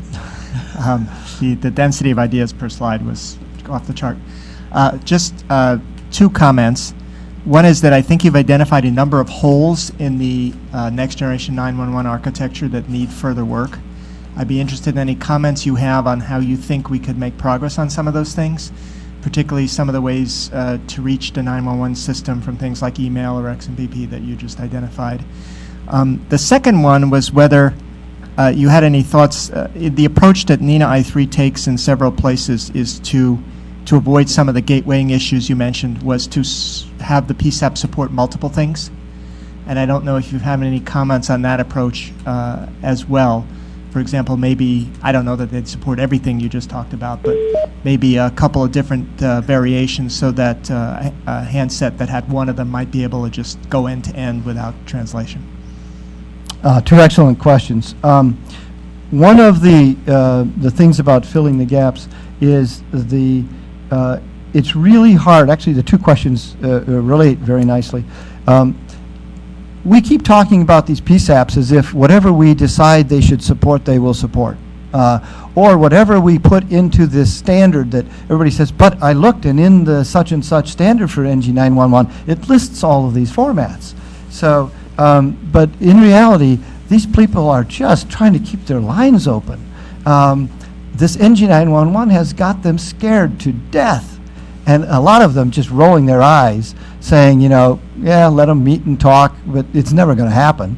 You know, in 20 years, I'm still going to be here, and we're still going to be on a line, and some of them are going to say, we'll still be sitting here on a PSTN line, way out in the boonies. So one of the interesting things about this approach is that it allows you to accept a large number of different into a location where it can be processed, and then channel it down. You can, some of these can be transcoded, some of them can't.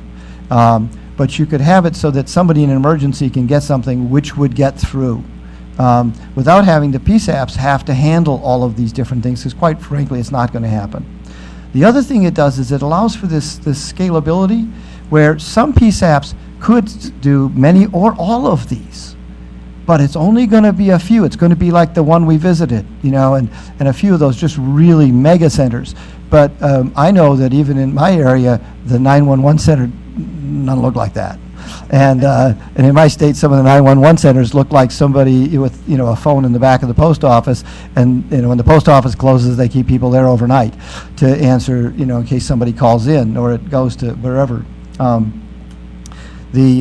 So this general concept, if you think about it, does a couple things. First of all, it deploys quickly. Secondly, it sloughs as people can accept stuff on a center by center basis. It allows those to bounce off of the center and go there. So the fancy centers, this thing isn't in the way, it comes in and it goes out. And so as we get this, you know, as our best intentions either do come true, then this thing just is sitting there picking up maybe the weird stuff that, you know, as we move to newer technologies, there's still people calling in on the old ones, and we don't want to deal with those. So it cleans up the old stuff. But also for the people where our best intentions don't come true, or they come half true. It's not the deaf person who ends up that they, if they're going to have a heart attack, they better have it in Virginia. Because if they have it, you know, out in another part of the, or even another part of Virginia, actually, it's not going to happen. So this gives a very nice ability to slide back and forth through the technologies and time. Thank you. Rebecca Ledoux?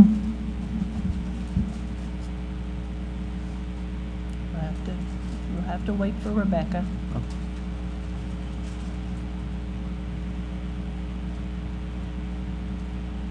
Especially when I talk fast. Rebecca, are you there?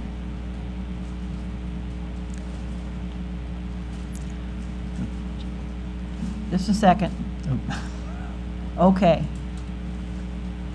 She's going to type a question to me, and then I'm going to read it. So you go to the next questioner. Jim Nixon?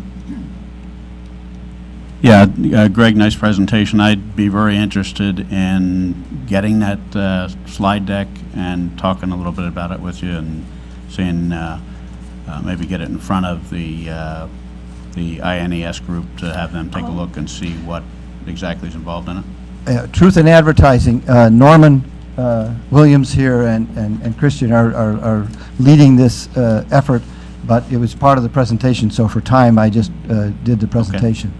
Great, yeah. If you could, but we would all be happy to great, if I speak could with you get about that, it. and I'd like to take a further look at it, maybe talk a little more. Thank you. This is Cheryl King, relaying the question from Rebecca Ledoux for Greg Vanderheiden. She's asking, can voice be translated somehow to real-time text? Yes. One of the things that this approach does is, unlike most of the other approaches, which would drop real-time text into the PSAPs that are completely unprepared to handle, you know, IMS SIP-based, many of them are still analog. This center in this format would be able to handle anything, including real-time text, so that people who were using it could, but they could also translate any of the other forms of text into speech. Yes. And the question actually, I think, vice is versa. reversed, Oh, yes. So we go that way, and then the other direction, the person, like any relay, would automatically do the reverse. And again, because if the person they're sending it to can support IMS or SIP, they could send it as captioned telephony. They could actually have the person's voice go through and the text along with it, and it either would be you know really up to the date, or it could be the speech would come through and the text would follow right behind, you know, by just a slight typing delay, and this would allow you to be able to listen and act off the voice if you can understand it. Many times we know that when we have somebody who speaks, you can understand most of what they're saying, but then you can't understand something. Or you can understand everything except the address they're supposed to go to, or something like that. Joel? Joel, is that? Joel Zev, Partners for Access. Great presentation, and I also like to get a copy of it. You have some wonderful, wonderful points in that presentation that I think we can all benefit from long-term and use. I will post it to the site. I'll send you one, but I'll post it up to the website for everyone. Thank you. I do have one point. Along with some other supporting Having been a docs. TTY user for many, many years, one of the most frustrating things is you're getting an incoming message and it's not duplex. So I know the answer, I know the answer, I know the answer, I want to get back to you, I want to get back to you, the guy's still typing, and still typing, and still typing, but I can't interrupt him. And one of the concerns I have, are we moving towards a duplex world of TTY type communication, or are we staying with a one-way street kind of system? All of the text streams that we talked about, with the exception of TTY, allow you to talk bidirectionally simultaneously. And this is really, if you've ever been on one like this, especially if somebody is panicked and they're asking for help and they're not giving you the one bit you need, and if it's a TTY and you start typing, then all of a sudden, unless they just stop because it's all getting scrambled and they figure out, there's actually nothing you can do other than just, if you will, shouting them down by, messing up everything they say until they quit. I have a second point, if I can. The second problem we're running into is with all this is the need for dealing with the queue and doing some triage in a queue, so when phones get backed up in a 911 environment, someone can really get in with a life and death issue rather than, a tree fell on my lawn. Is any thought going into the need for developing some triage coding coming into a 911 queue, so you're not sitting there or getting bumped off? Guy coming in text doesn't know whether to start typing. There's a whole bunch of implications there that are very, very serious. Well, this, and here's a policy question, which I won't try to delve into here, I'll just note it, and that is, if the 911 center is acting as a relay, is it going to perhaps filter out somebody who calls up and says, my cat's in a tree, and if you call the 911 center, they're just going to spend a long time telling you to, you're calling the wrong place. Would it be better for them to redirect or not? And so I believe these people in this center are going to have to be 911 trained themselves.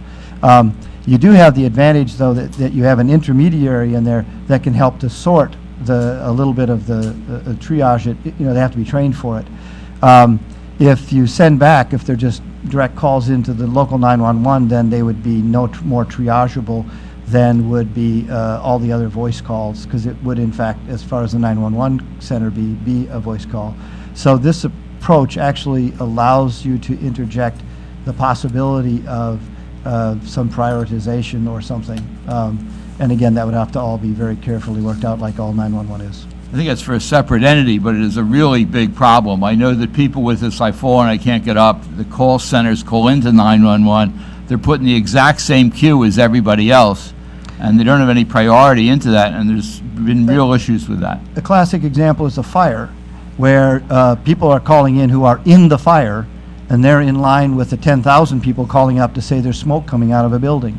And how do you get the person that's actually trapped in the building to get to the 911 operator instead of the 10,000 people who say, I can see smoke a mile away? You should know about it. Good point.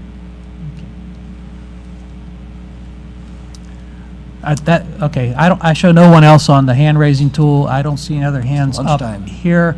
I think it's now a great time to take a lunch break. So let's try to get back here about 1:15, and then we'll kick off with the subcommittee reports. Thank you. Yeah, Greg, can you send that to me?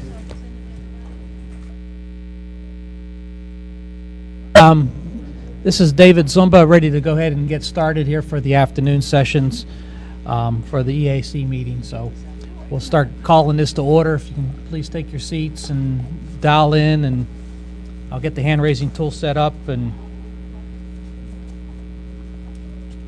we're ready to go. So just to recap really quickly, this morning we had probably two presentations that could have taken a good part of the whole day. So again, thanks to Jim and Greg for their time and information. As we get into the afternoon, we want to hear a little bit from the two subcommittees, one with the policy subcommittee and the other one is the technical subcommittee. And we want to just, I can only say just from my perspective, there's been a lot of activity, a lot of email exchanges. I'm sure there's things that are happening on phone calls and stuff in addition to that. So I know I appreciate a lot of the dialogue that's been going on with both groups and the work that's been done there. So so thank you very much for that, all the work that's been going on. Just to recap, just quickly, the next couple of milestones. We have our next EAC meeting October 12th. I am so sorry.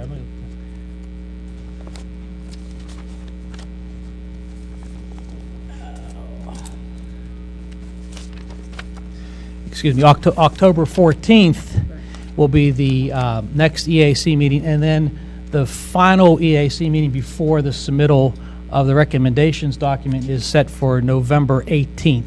So just kind of want to remind everybody for the next two meetings that are upcoming. The plan is to submit the document, I believe it's still December 7th.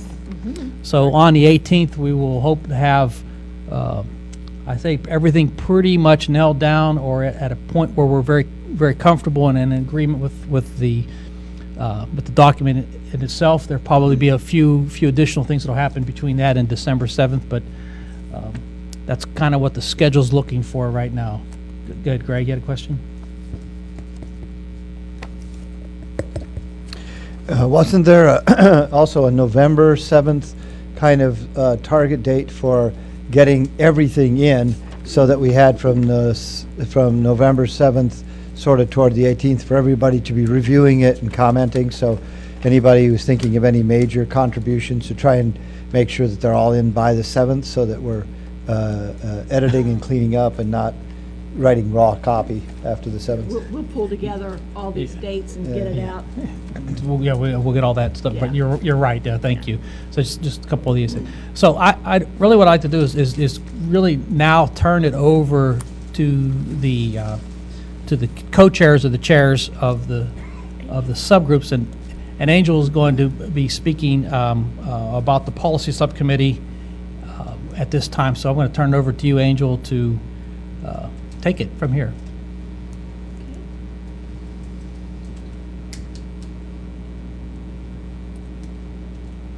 If we can get the presentation displayed. There we go. Thank you. This is Angel Arocho with Comcast, and on behalf of my fellow co-chairs, I'm going to provide a brief update on where we are on the policy subcommittee.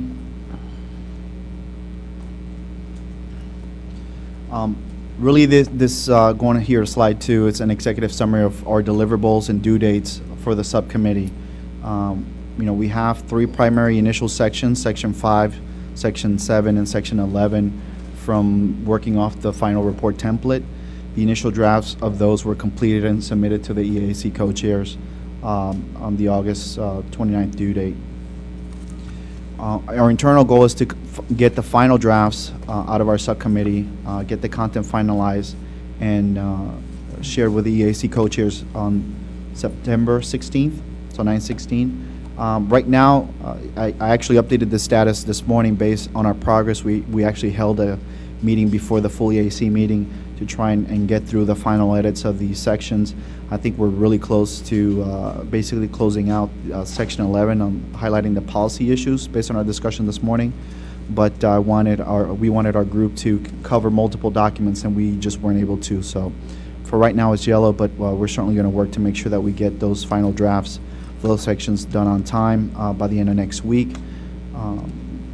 After that work gets done, we'll really be working on establishing policy recommendations and education and outreach recommendations. I have those 2 deliverables in a green status right now because as we made progress with the policy issues, we deviated a little bit in our work. Instead of just focusing on stating the known issues, we also began a little bit of the recommendation work.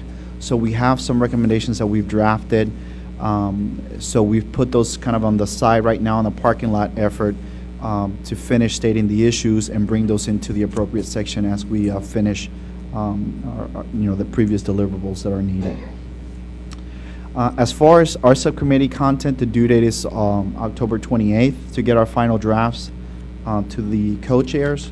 And I think as Greg mentioned, from there, all that information will be gathered, made available to the wider team, the wider EAAC group, and we'll have additional rounds of vetting and review.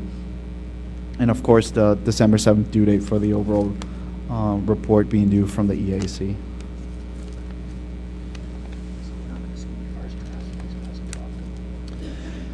As far as the next steps for the policy subcommittee, so I mentioned section 11. We actually did a review and vetting of content and copy on that this week on a weekly call. And we also basically completed a review this morning prior to our meeting, minus the edits that were identified this morning. I think that section is pretty much completed from our subcommittee perspective. We've actually assigned certain members from our subcommittee to kind of be the coordinators of the content, receive contributions from the subcommittee into those particular sections. So in the case of the policy issues, Matt has been working as a coordinator, and he will capture the edits that we discussed this morning. We'll get that document out to everyone and hopefully get that section closed out. Regarding the other two sections, user requirements, we as I mentioned, we have an initial draft. There was content that came in since the time of that draft. Then we need to, one, review, and two, vet within the subcommittee. There were some clarifications that we needed this morning, and speaking with Greg and Donna, who's the coordinator for that section on user requirements, on identifying whether that was the appropriate section or if some of that content could be pulled out into the existing draft, and then the remaining sections be applicable or more appropriate for either functional performance or maybe even possibly the technical subcommittee. Section 7 is in the same scenario. We have a working draft. There was additional content that came in. We are scheduled to discuss and review this on our next week's weekly call on the 14th. So we'll get started on getting the final draft of that. And of course, in addition to the weekly calls, we are making available our working drafts to within our subcommittee on email as well as the wiki. So there's offline work also taking place.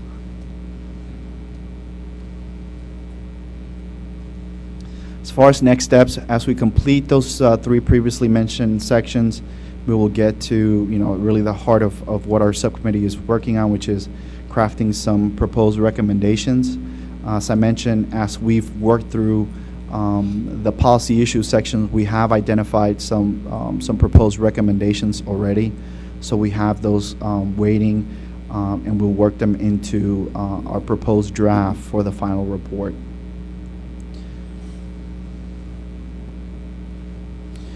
Really, the concept and the need to follow that approach, obviously, is we need to make sure that not only we flesh out user requirements, functional performance, and then based on the known and stated policy issues, we can come up with some holistic recommendations that take into account those three pieces of information and data that we need to account for as we move forward. There's also been discussions within our subcommittee as to making sure that from a policy perspective, that we're taking into account what's happening in the technical subcommittee.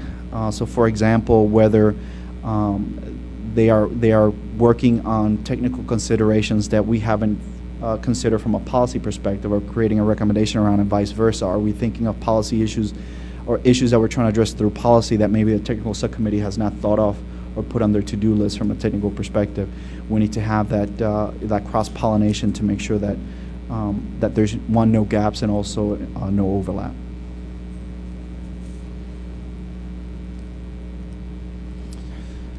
Here's a snapshot of our subcommittee upcoming meetings.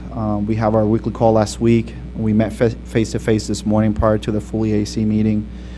We have our next two weekly calls coming on, and obviously we will finalize the drafts by the 16th. So, we will be working hard to get the latest set of content into the working drafts. get that vetted through the group, and then make that available to EAC co-chairs by the 16th as our final drafts for those first 3 initial sections.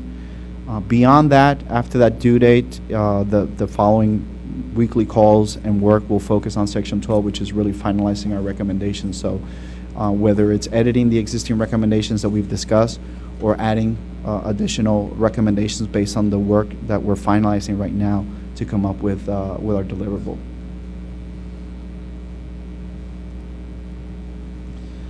Wanted to kind of highlight some additional information here based on our discussions. I think as far as from a policy issue perspective, the topic of SMS or text messaging obviously is a hot issue, has been a hot issue in our discussions in trying to capture not only the issue, but then also trying to bridge the gap into what are the technical options, whether short-term or long-term. The topic of phasing out or sunsetting the use of TTY, and in those discussions as well, the implications or potential implications of other devices. I know the ask for our group was to focus on a potential date to phase out TTY, but there are similar implications for other devices that weren't necessarily spelled out that we might want to highlight in our report or in our recommendations, to at least get that information out there to make sure the FCC and others are aware that it's more than just TTY, there are other devices that could be in the same scenario. And as I mentioned, we need to make sure that we keep the members focused on laying out the issues for this section instead of working out the recommendations, to keep ourselves moving. And as I mentioned, I think we did that this morning, and we're in really good shape. From a user requirements perspective, we're ongoing revisions right now on content with our final draft. As I mentioned, we just need to review the additional contributions that came in and try to get that worked into the format of our draft, and obviously identify whether that information is all applicable to Section 5 or potentially to other sections, as was discussed in our meeting this morning. Section 7, functional performance objectives. Same scenario, we're working through revisions based on the last set of contributions that were brought in. In addition to working in those contributions, the recent contributions, we've had discussions and questions as to, from us, functional performance objectives. One, does it make sense? And two, do we have time to account for any implications to PSAPs from a functionality perspective? I know we exchanged some notes with the subcommittee, emails with the subcommittee, and potentially wondering if maybe Nina could help us fill in the gap, or if that's something that the members, the public safety members in the larger EAC can provide input to once we get through with our drafts. But that's one of the topics that we've discussed from a functional performance objective. One of the other topics are, and I think it came up earlier today and has come up in previous meetings, implications to VRS providers, support of sign language assistance centers or translation centers. Are there any functional performance objectives or criteria that we need to account for here? Is it in scope, or is it just more of a matter of us highlighting potential issues to make people, make the FCC and others aware that that these are other issues that are out there that might not be directly related to or within the scope of what we're doing, but that if we don't solve those issues or find ways to get around those roadblocks, our ultimate goal will not be achieved.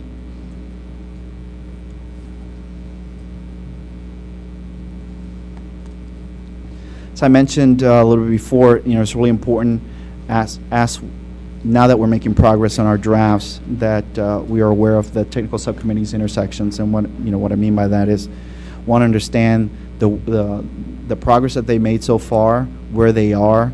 I think more importantly, whether the due dates that we are working through for internally align with what they're working as well. Maybe they create some points where we want to get together with that group after we have a final drafts and kind of working that into our timelines to make sure that we don't have any gaps or overlaps. As I mentioned before, making sure that areas that we're trying to solve policy issues for are areas that they're also focusing on from a technical solution perspective and vice versa. This last item here, I'll call it the appendix. We've had some exchange in our subcommittee in regards to, there's been a lot of valuable discussion of a lot of valuable issues that might not be directly related to the ask of this group and or to the EAC as a whole, but it's important to highlight these issues. So the thought was, do we create an appendix in our final report that can house some of this valuable information, shine the light on some of these issues that are related or that will help us achieve the greater goal here. For example, the topic or the issue of analog devices, the sunset issues, or the focus should be more than just TTY, because there are other devices that might have similar implications as we move more and more into IP networks.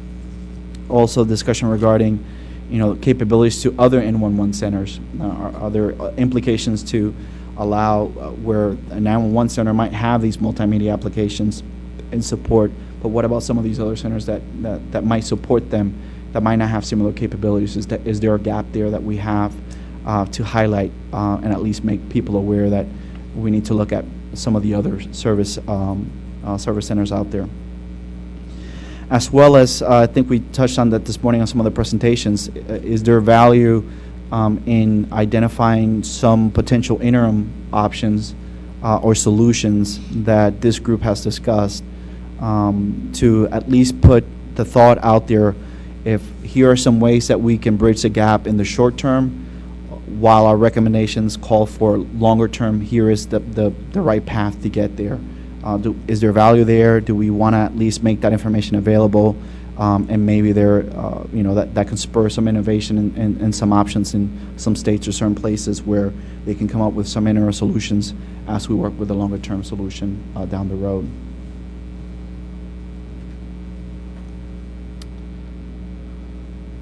That's, I guess that concludes the presentation. I'm certainly open to take any other questions, Q&A, or maybe it makes some sense also if we have some of the technical subcommittee folks in here to maybe have some of that cross-pollination happen right now. Thank you. Angel, thank you. I have a hand up for Gunnar, has a question or comment. Go ahead, Gunnar. Gunnar Hellström here.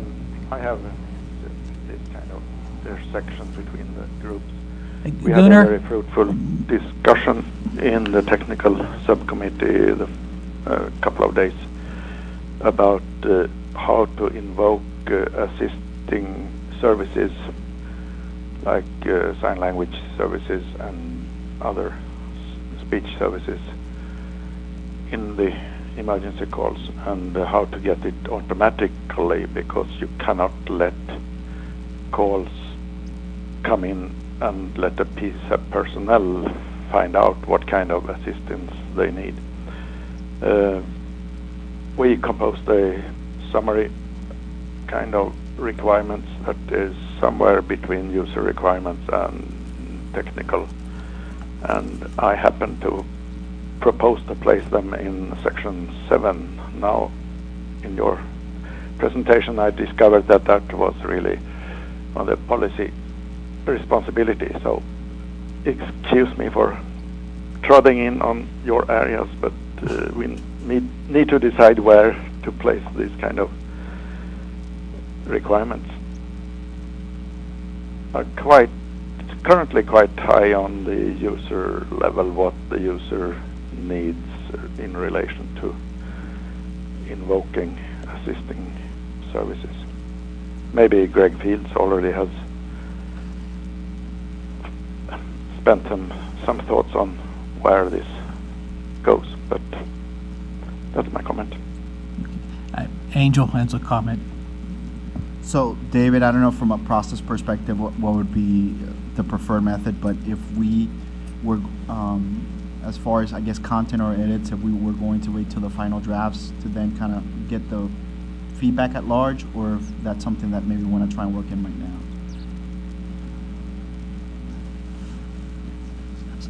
So you're asking about just putting some interim type of comment periods through these things. Good. Well, it sounds like the question was, there was some content that I guess Gunnar was trying to get into the technical subcommittee work that maybe didn't fit in, and he thinks maybe it's more of a user requirement And I think he's probably asking, can I submit that now, or maybe we do that at a later point? Well, it was kind of the opposite. It was discussed in the technical, and I just searched for a suitable chapter and didn't notice that that chapter 7 was a policy chapter. I placed it there as the title was appropriate functional performance criteria or whatever. So now it is there, but in the technical committee's storage. So we need, and I thought you also said that you had covered the same topic, the invocation of assisting services, like the relays. Did you? So is this something that you would consider putting into section 7? Go ahead, Angel. Angel here again. I think if there's content, we can consider it. My only concern, and we ran into this within our subcommittee not too long ago, and I had a discussion with my fellow co-chairs, is we want to make sure that the content comes that we're working off our working drafts, because that will allow us, one, to make sure that they're considered and vetted within the subcommittee, in an expeditious manner, and also to kind of have to avoid having to reformat content as we move forward, or replace in whole things that are already incorporated. So if it would be useful, we can share the working draft and then see where that would fit within the working document that we have, and kind of vet amongst the subcommittee and figure out, can we pull on some of that content? Does it all belong in there, and then how to make it work?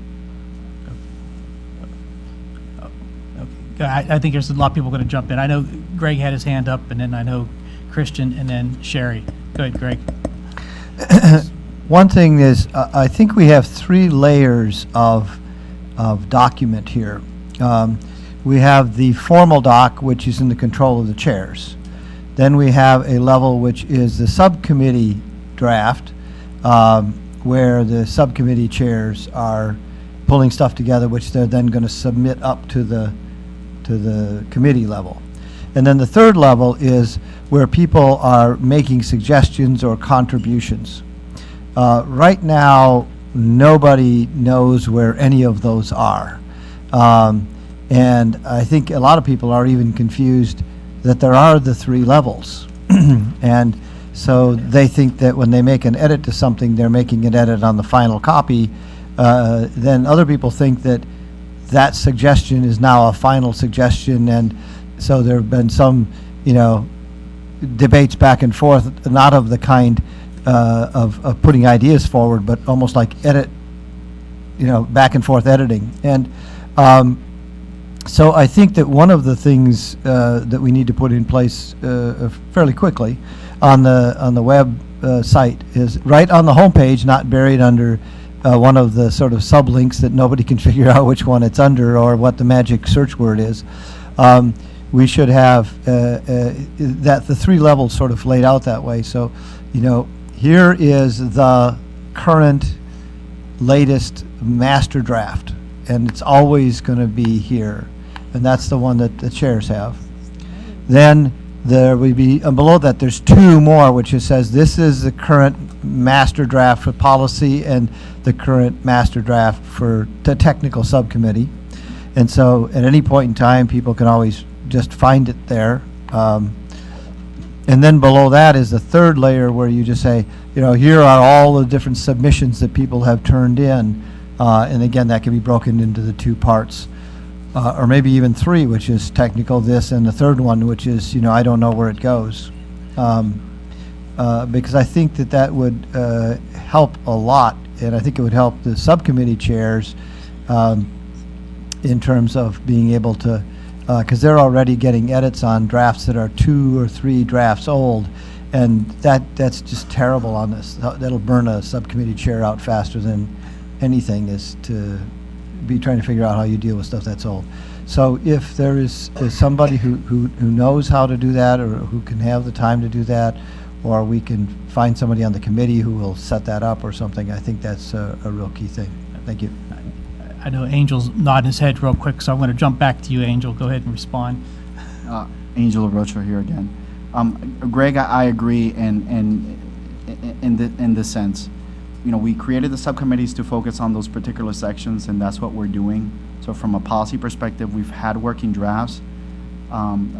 We've had members send in content that has not worked off the working draft. And what we need to ensure is, and as co-chair, I'll go back to those folks that sent in the latest feedback. But we need to work off the working drafts that everyone else has.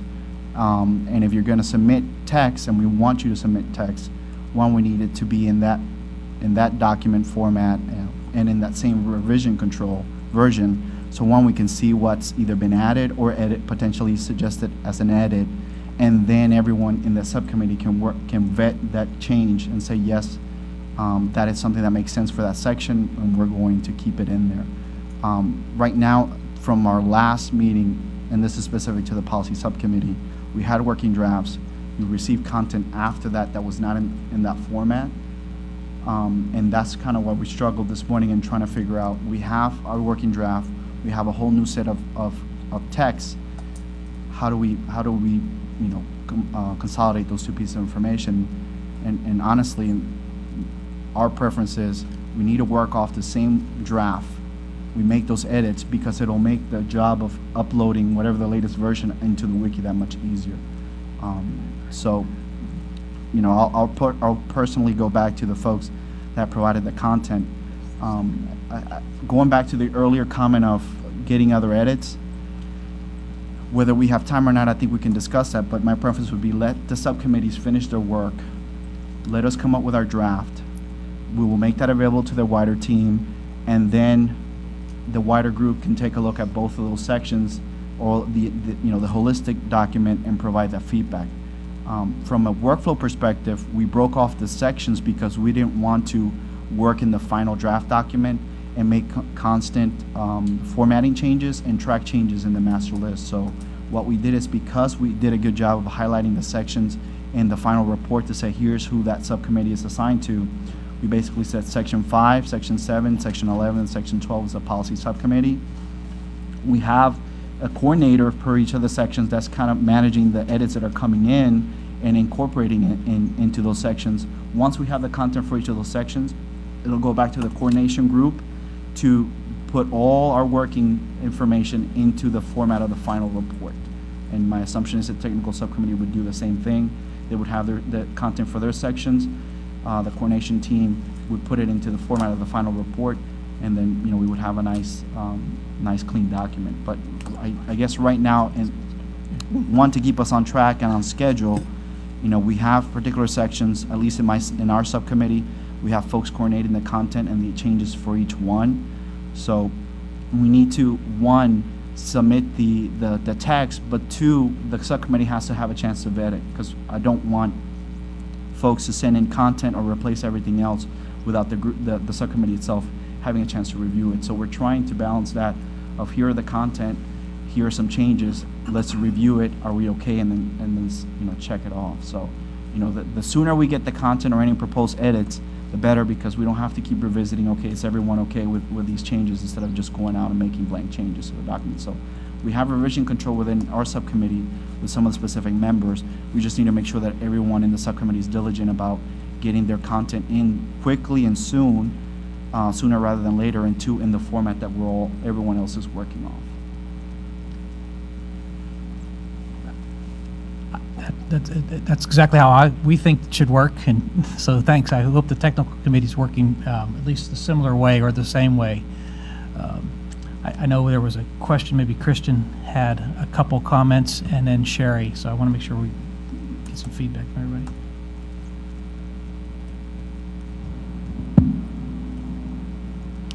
Yes, this is Christian speaking. Relating to what Greg had said, what Gunnar had said, and asking for the camera to be put on Christian and for Christian to repeat himself again. Okay, this is Christian speaking. I wanted to comment relating to what Gunnar had said regarding the section a functionality, and that being part of the original tech committee. And another sub-part for number 6 of regarding oversight of the system relating to dropped calls and overlap. And that issue is that some part of the functionality needs to be in both policy and tech.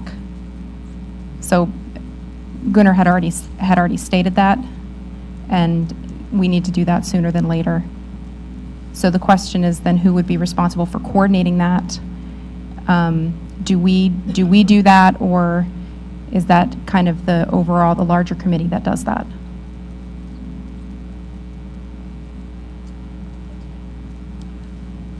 This is Sherry. That's a good question. I almost feel, and we need for technical, we need the camera on Sherry. Great. Sherry speaking. I almost feel like the co-chairs need to perhaps swap information and ideas and have a chance to look at each other's, what each other has said, and if there might be questions about what the other is doing, and maybe be able to answer each other's questions. Because some of the advice that's being given from one side hasn't been put into the other, and vice versa. So the co-chairs could have that responsibility. But also, I wanted to make sure to follow up with what Angel had said earlier to Greg, and I think said to others as well, that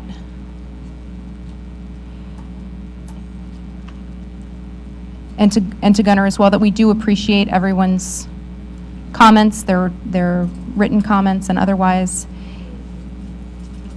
It makes it a lot easier if we work from the draft that we already have, if we build from that,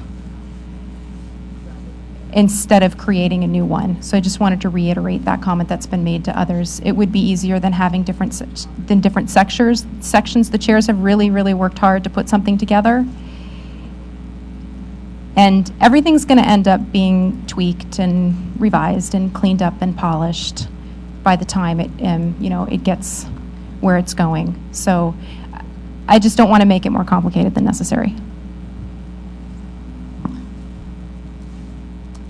Yeah, well, this is David. Yeah, I would have to agree. We don't want it any more complicated than it is either. And in this situation, I'm hearing a little bit that there's some items from the technical group that may need to be considered under the policy group. I guess the first step would be is if you've working between the co-chairs of those groups to work those out would be the first step. See if there's some appropriate language that should be added to the subcommittee and or removed from technical or whatever. If there becomes a problem or we're not really sure how to handle it, I think that's exactly where the coordination committee has to come in and take that responsibility to look at that language and see where that would fit in, and whether that's put it into a section that's kind of been discussed, or adding a section that maybe just has never been considered. Maybe that's an option. I also will have the responsibility to kind of get feedback from the people who are making some comments in those areas, so that we're going back through the co-chairs of each of those subcommittees to make sure we have that worked out. So if you run into an area like that, like the one you just described, and additional ones, then that should be the coordinations committee's responsibility to try to work those things out in there. And if the policy subcommittee can give us their position and rationale, and the technical subcommittee their policy and rationale, because that's what we set up those subcommittees to do. And then we'll work to put that in an appropriate spot or the place we think best fits, and then make sure we echo that back to everyone and kind of get some consensus or agreement on it. Does that sound fairly reasonable from a high level on that area? I know it will never be as easy as it just sounds right now, but I think that's the best way forward for some of those. I think Greg Vanderhyde had a comment. If we have the latest drafts always visible, then I think some of the cross-committee coordination would automatically happen if somebody from the technical, for example, can always just pull up the other one and read it and see where it is at any point in time. And then it wouldn't just be the chairs talking to each other, but it would actually be anybody on technical could look at the needs. Anybody on the needs could look, the policy could look at the technical. So I think that some of the communication and coordination problems, I think it would also help to address the problem with people sending in comments that weren't, didn't mesh. I think I may be one of the ones who was guilty of that, in that I had content that I'd put together and I was trying to find, and after a half hour of going through the streams of email, I finally just sent it to Bob Mathers and I said, well, I have this, what should I do with it? And he said, well, here, make these kinds of edits to make it more compatible with the language we want, and then, send it on. So that's what I did. But then there was another document that should be merged with, but I could never find it. So I think we can probably try to make it easier to find the latest, and that may help both the cross-communication and the not people editing off in directions that are not up to date. This is David. So going back to kind of, you're talking about the wiki of having sort of the master document that's the combination of both, or I guess it's our recommendation document, but there would be two other additional documents. That would be the policy working document is kind of a draft, or the word is kind of being iteratively worked through these different sections. Section 5 gets done, and 7 and stuff. That gets wrapped up, and then the coordination group would pull those pieces up into the main document, but expose all three of those so that people can see what's going on and kind of how it's flowing. Right. It was made clear in the subsequent comments that the policy doc has different people working on it, so we have subcommittees, if you would. But if on the home page of the wiki, not on some hidden back page, but right on the home page, the back pages have got all the files, everything everybody put up, and all that stuff is back there. But on the home page, there's a link that says, here is the master, that's the one that the chairs are doing. And then there's a line and horizontal rule, and it says, here are the two master documents for policy and whatever. And if policy is broken, there's up in 5 pieces, then they would say, well, here's the latest version of the 5 chapters or something. So it just made it easy for people to find the latest and comment on it. And also it would be good if the name was next to it, because people may have a comment for one of those subsections and they have no idea who the person is who is assigned to that. And so they send a comment off to the wrong person, and that's not helpful either. So I think if we just put that on the home page, because the one thing I've heard universally is that people cannot figure out where things are. And I've even had people say, I saw it yesterday, I downloaded it yesterday, and for the life of me, I have no idea where I was when I found it. It's because it's been worked on in the last 24 hours, and it's been changing for 24 hours. Yeah, but they can't even find out where that page was that they found them on. Yeah, thanks. I hear you. Thank you. I think that's this is David again. I'll get back to Angel. But I think that's one of the actions that, at least right now, I'm taking off here, that as the coordination group, we need to get back with the co-chairs of each of the groups to make sure we kind of organize this information on the wiki so that it works for everyone a little bit. I don't think it's too complicated based on what I'm hearing, but we just need to make sure we touch and know what we're doing and make sure everybody agrees on the flow. Angel? Angel here again. So Greg, you were one of the folks that I just didn't want to bring it up here, and I was going to follow up with you, but since you're outed yourself, I'll go with it. But just as an FYI, in the wiki itself, under the file section, I have uploaded. We did upload not only the meeting minutes for our meetings, but also under files you have the last drafts that we had. These were as of last week. The ones that came out of since then have not been uploaded because we were having this discussion about how to merge these two documents. So based on my earlier discussion with Bob and Sherry, and I think our conversation here, what I'll take back as an action item is to get the working draft either refreshed or uploaded if there's really been any edits. I don't think they have since we kind of began trying to batch those two documents together. But really, my takeaway is, I'll circle back with you, and if there was anybody else that provided comments, to give you the working draft. We want to take in everyone's input. If you could work off the working draft and include those comments in there, whether it's in section, you think it should go on section 5 or section 7, then it'll help the coordinator or the editor of that group not only see what's been added, but then also the subcommittee to discuss, okay, here's the new, we've tracked the changes, here's the new content, here's what it means, is everyone okay, and we can sign off. And then once we go through that process, then we'll have the next revision uploaded in the wiki.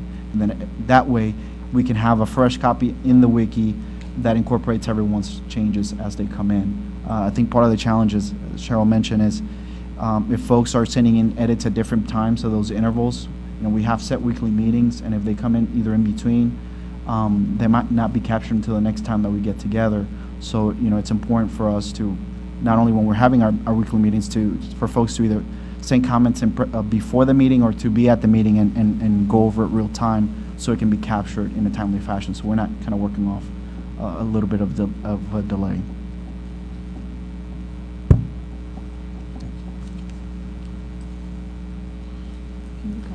Are we done with the policy subcommittee? We can call for public comments.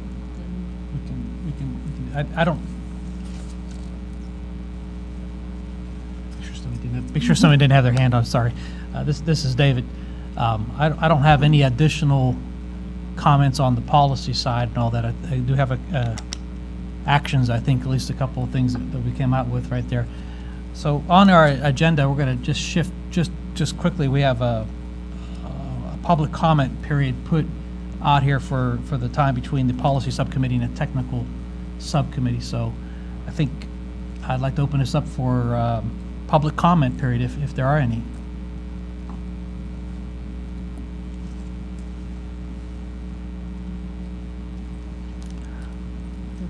Doesn't appear to any. So let's move on to the technical subcommittee. I'm not sure who's speaking on technical subcommittee. Oh, Christian, sorry. Let's get the camera on Christian, please. Yes, this is Christian. Okay, the technical subcommittee basically has 3 assignments, is assigned 3 chapters.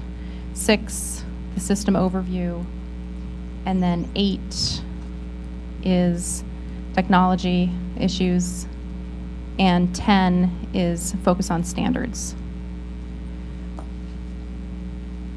So it would be a lot easier to focus on 10, the easiest of the 3, which is 10. We've collected we've gone through a lot of work and collect a lot of information on the standards from Gunnar and from Brian Daly as well. And that section really has not yet, we're working on merging that with the main document. That hasn't happened yet. The next section I'm going to talk about is section 6, the system overview.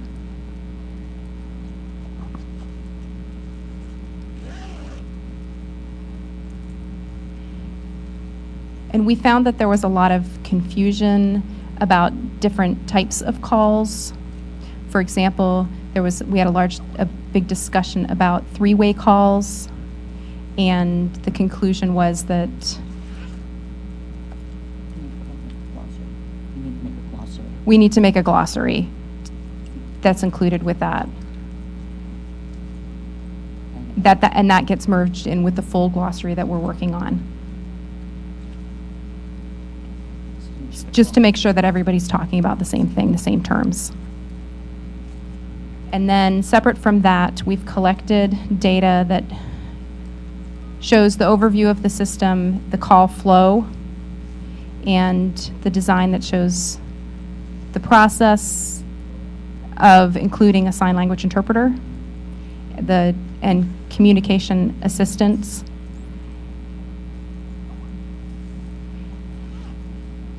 And the design regarding calls from VRS. And there's some things that are missing to show that the interaction clearly with the conference bridge.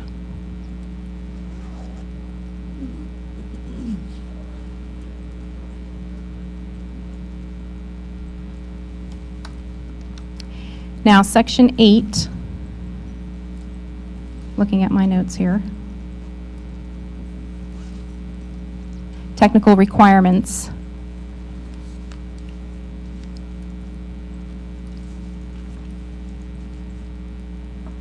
It's going to take some work to collect information about the available technology. We've done a lot of work on the multimedia and how technology is viewed by the PSAPs. And we've started collecting technology, well, we started collecting information about what communication technology is available.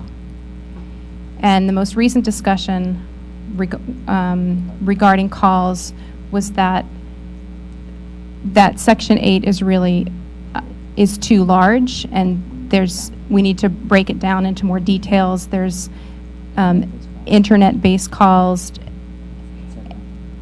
and we also need to talk on there's various types of calls, and we need to talk on a higher level conceptually and make sure that people understand exactly what the issues are.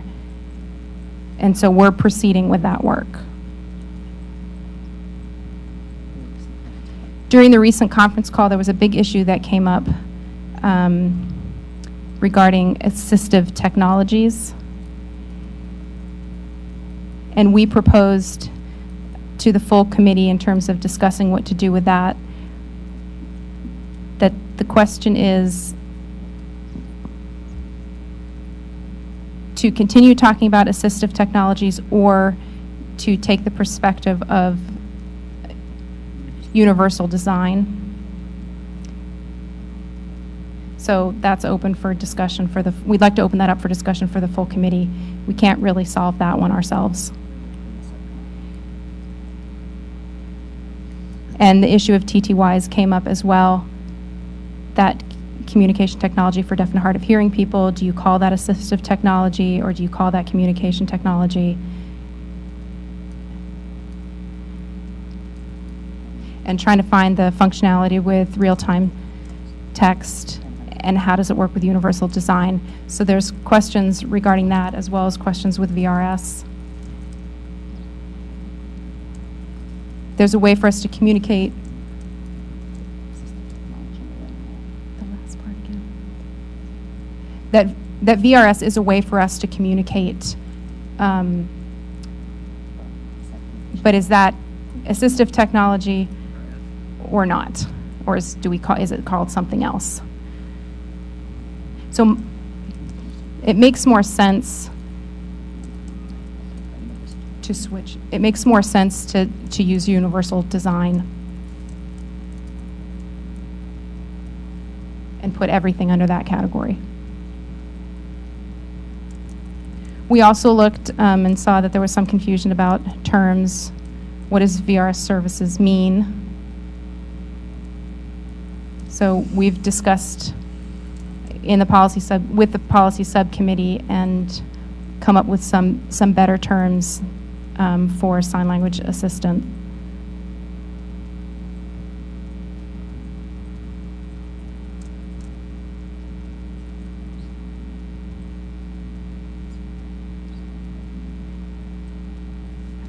And the interpreter's just going to ask Christian.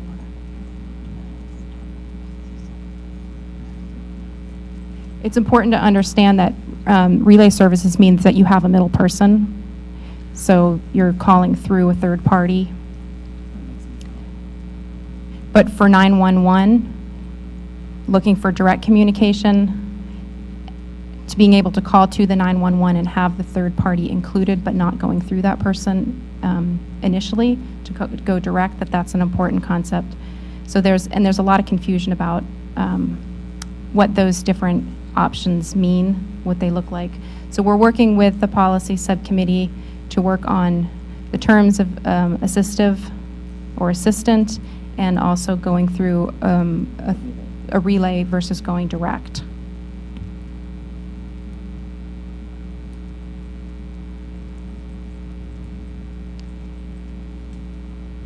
And we've gotten a lot of good individual content information, and we have not merged that all together yet. I'd like the full document to be able to reflect where we are now, but I think it would be a little bit overwhelming to show all of that, and it would take too much time. We haven't put all of it together yet. And another issue that just came up is access issues for deaf people on the committee during calls. So it's been very challenging for us. I think that that deaf people are having a hard time being involved in the committee system and participating through conference calls and keeping everything straight with the note-taking and going through the interpreters and watching the real-time captioning as well. So we need to do something about that, to be honest with you. It's been really difficult. And Sherry nodding in agreement.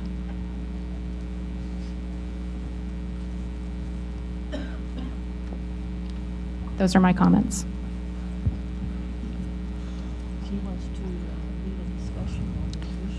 This is Al. I was watching your comments on the screen, and I'm not sure if it was the interpreter or the captioning, but they missed the word sign language assistant or assistance. So they kept saying service, but could you talk a little bit more about that? Maybe you could explain that a bit more because that wasn't clear.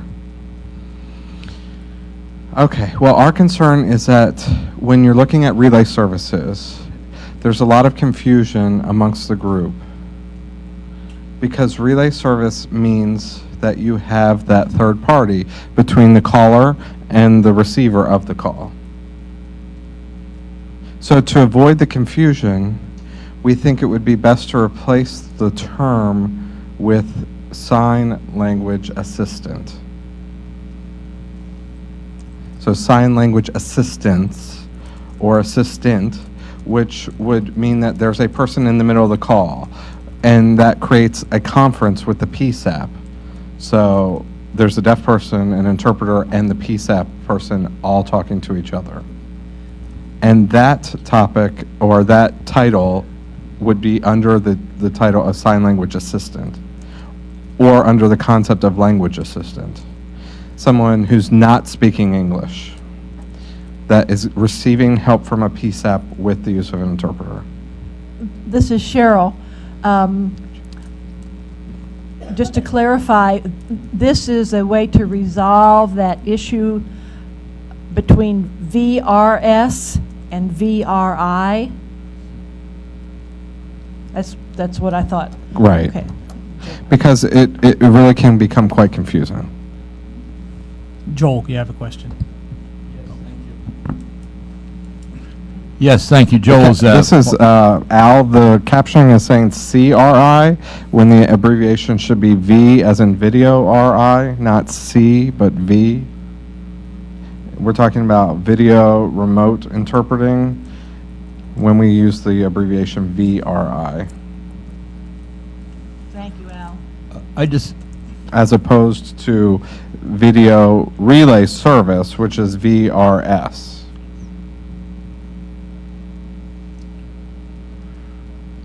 Joel Zev, Partners for Access. I just really want to be clear. I get a little confused sometimes, but so what? We're talking about relay is when you text, telephone, TTY through what they call a communication assistant who then speaks for the person typing and types back from the hearing person to the person who's deaf. That's relay through a communication assistant. And then we're now saying video interpreting service. Video remote. Video remote. I think we really need to work on that because it's getting too cumbersome, and if we're having an awkward time of it, what's the world going to do with it? My suggestion earlier in the day was that we have relay is a generic. And relay is from whatever the person who is deaf or speech impaired, using a teacher or whatever, through a communication assistant, which could be typing or signing or doing whatever they do, to the other end of a hearing person at the PSAP or whatever. So we'd have a generic, which would mean from one person through someone to the end user or vice versa. And then within that set, we could then specify communication assistant, sign language interpreter, whatever you want to do. So it's really consistent throughout. We don't start breaking it down because the people, the end users of this, are not going to get it. This is Cheryl, if I can jump in here, and then Sherry and Mark, I believe, had their hands up, and David and someone else. But The line's buzzing. we have specific regulatory and statutory definitions for many of those terms. You know, telecommunications, relay service, we have a regulatory definition for that, and it is on the glossary that's in the wiki, where we should start putting terms that we need to establish.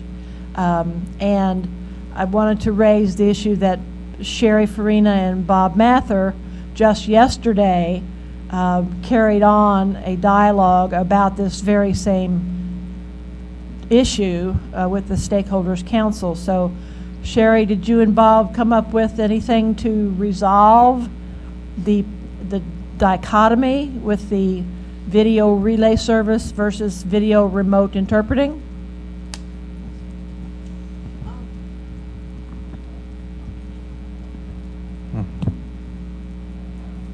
Well, first I want to clarify for Joel's sake that what we're talking about when we're talking about a PSAP, we're talking about their end of things, the PSAP's end. And so that's under DOJ's jurisdiction, not FCC's jurisdiction. So that's, I guess, where this guy over here comes in. And the reason why we wanted to make sure that sign language, that wording is explicit, is because text will be direct to the PSAP. Sign language interpreters is more related to video. So when we're talking about direct connection with 911. Relay is relay. It's just different forms of relay through the FCC side. If a person chooses to call 911 through the relay service, then that's their prerogative. Now, to answer your question, Cheryl, the PSAP, well, we seem to be kind of perseverating about a button thing. Language Let me see if the word the interpreter used, I like the word dwelling better. The word dwelling on the button thing, because right now they have a button for translation. Like if someone who calls in speaks Chinese, they just press a button to bring in a spoken language translator into the PSAP. So we want that same kind of concept for a sign language interpreter. If a deaf person calls directly to 911. And the sign language interpreter then, or the assistant, that could be, and what I think Bob and I talked about yesterday, because we wanted to make it clear that a lot of people are not comfortable with VRI because that's not been well vetted out with rules and so forth, as opposed to VRS. The FCC already has very strong rules about VRS. They said that if the FCC orders them, and they sign to push a button. I'm sorry.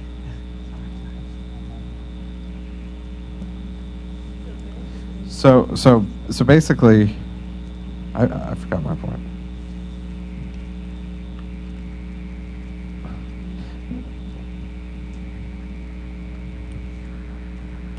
Bob Mather here. Now, this is relating to two different types of calls that the 911 center receives. One is a mainstream call. It does not go through the relay. The second type of call is where you do have a relay call. So there's a call handling procedure, and some people thought that the relay service was an interpreting service, and we're not here to talk about the type of interpreting service. We're talking about how you handle the types of calls. So for example, if I go to my mom's house and we have an emergency and I want to use my mother's video phone, and my mom isn't registered with a given provider, and I call the 911 center, then that center should be able to press that button for sign language assistance the same as a foreign language line would. So that's where they would communicate directly through the interpreter, and they can decide to replace the word here, sign language assistance, with that of VRI. And so that way we could use the same types of terms that the 911 centers already use. Well, Bob, remember you said yesterday you were explaining to everyone that the PSAPs could contract out with any VRS provider they wanted to do that work in their given area, if that's how they wanted to handle it. It's not necessarily VRI. It's just sign language emergency interpreting. Is it my turn? Al is asking. No, this is David. I just need to jump in just for a second because I do have Donna, who's really patiently been waiting to get a couple of words in, and Gunnar online, and then I have Elliot right after that. So then we'll jump over there. So Donna, please.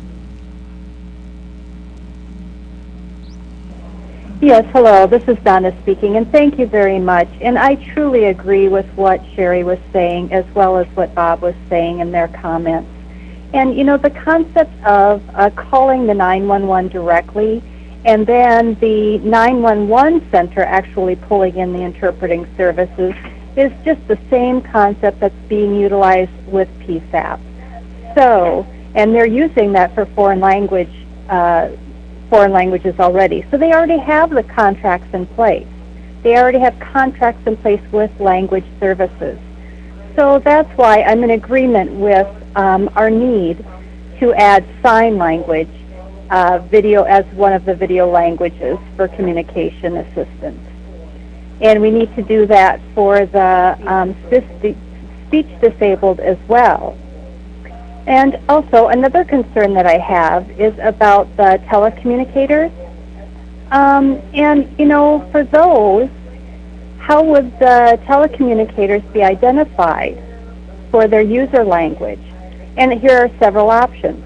One would be calling direct, and then again, they could pull in a sign language interpreter. And that's, again, without the database. And then another way is under the NINA, they would be having a discussion about developing a database that would be right on the caller. And now this is going to be voluntary. It's going to be voluntary for the caller to actually fill out a form about themselves, like to provide their address, to provide their medical issues, to provide their language preferences. That's going to be voluntary, like to say, I prefer using a video relay service. I prefer using an interpreter. So there'll be a form that they could actually fill out, and then that would be kept in a database. Another thing is when a person goes ahead and calls 911, then they'll be connected to 911, and then at that time, they would go through the database and automatically connect to which language provider provision is necessary for that time. And that's going to help be a time saver. So that's a concept that I'd really like to bring up so that we can discuss more in NINA. And, you know, nothing has been documented as of yet But again, it's another concept to be discussed and another option. Other options is just to call directly to the interpreter, pull in then 911 language interpreter or a communication assistant.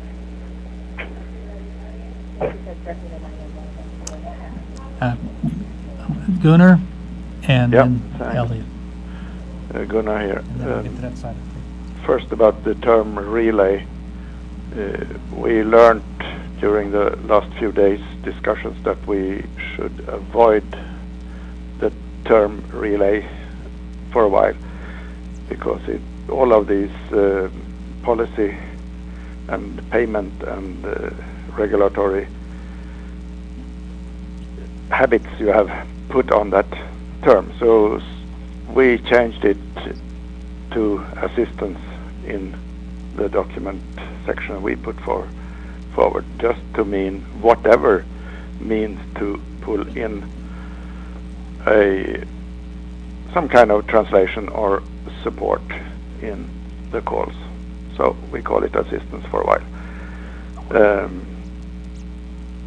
In the international literature, we have a lot of examples where it is rather called relay, regardless of how it's invoked and who is handling it and so on. So beware. The term relay is not always meaning something with a person sitting in between and two isolated calls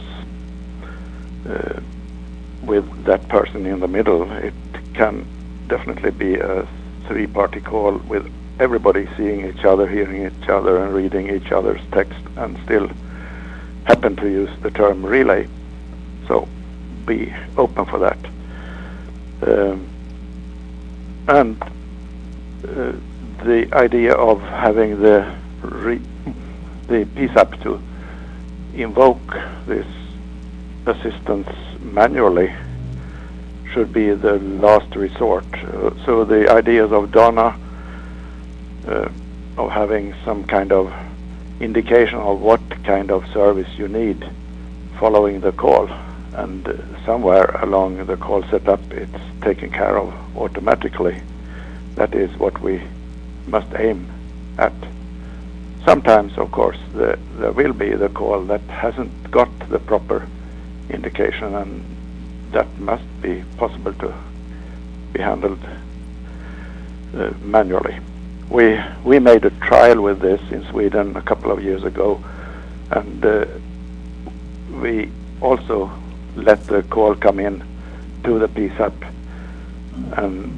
and they tried to decide what to do with the call, and especially the speech impaired users and the PSAP personnel for that case was very disappointed and claimed that they must have automatic invocation of the speech support.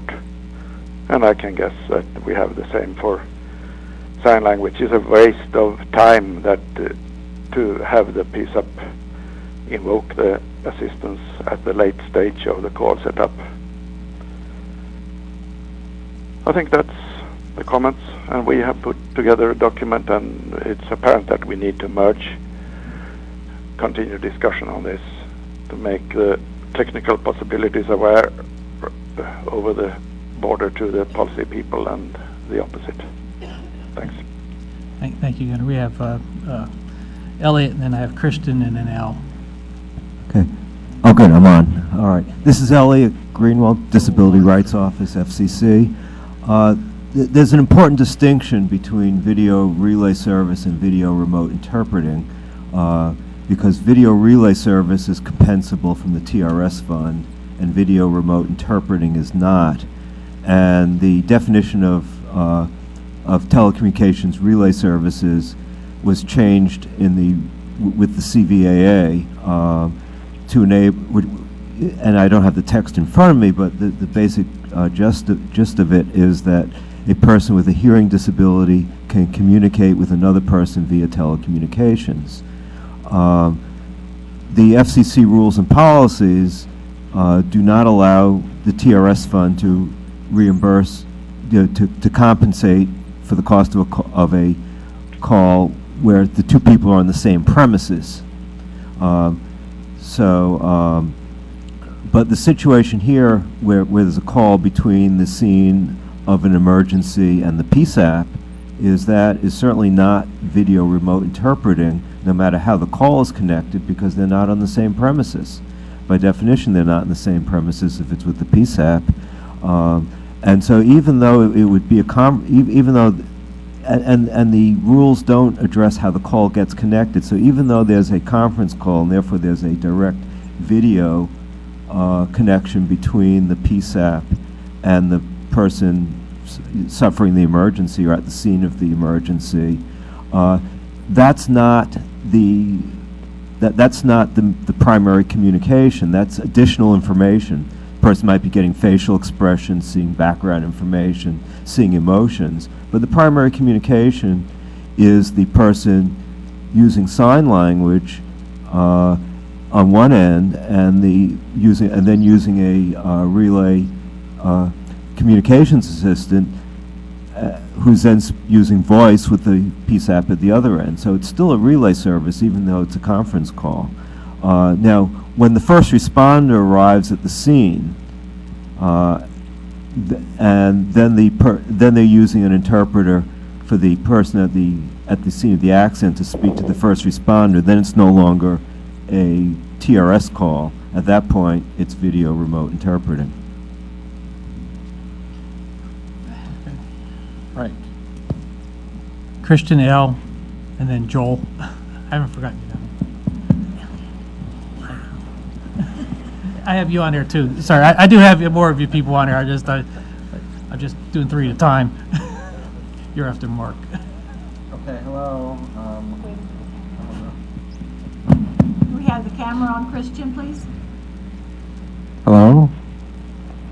Over here. Maybe you have to get up and dance a little. You want me to dance on the table? Okay. Okay. Good. Thank you. Okay. First, I just want to briefly respond to Elliot's comments before I forget. I appreciate you clarifying those definitions. My only concern is that the words and that word relay has a lot of historical baggage tied to it, and a lot of people have a certain understanding of what relay means, that they're talking through another person who then sets up a connection with that PSAP. So we seem to have agreed that it makes sense to have that direct connection with the PSAP. So that's just one concern there. Okay. Now, my other second comment, and that is related to what Sherry had said, and also what Donna said. I think Donna said a lot of what I wanted to say, but I just want to emphasize that we need to consider speech-disabled people, and we also need to consider people who are calling PSAPs through text. For example, through a TTY, or later through real-time text. A lot of deaf people have struggled with the English language, and for a person on the opposite end, it may be difficult for them to understand what the deaf person is trying to convey. So the relay operators need specific training for this situation, so that when they're in touch with the PSAP, that there's some kind of assistant there to handle or deal with text where the grammar is a mess.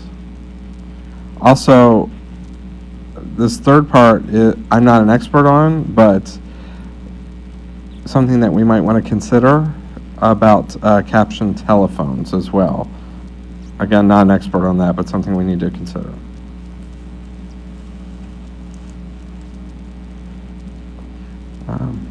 Is it Mark asking, is it then Joel, me then or Mark, Al? and then Greg.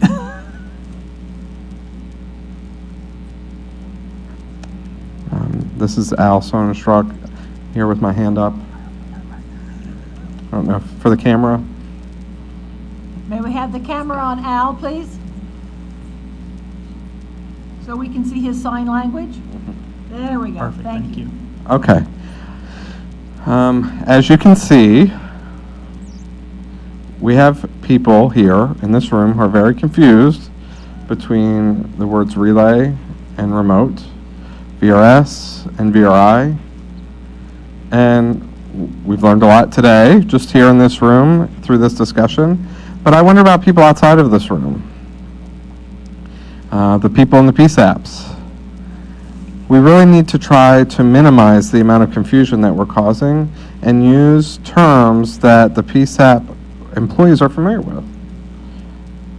Because the PSAP employees are very familiar with language assistance line.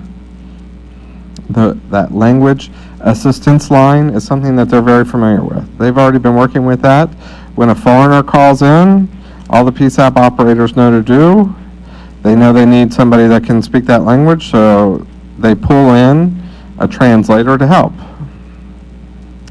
with that spoken language.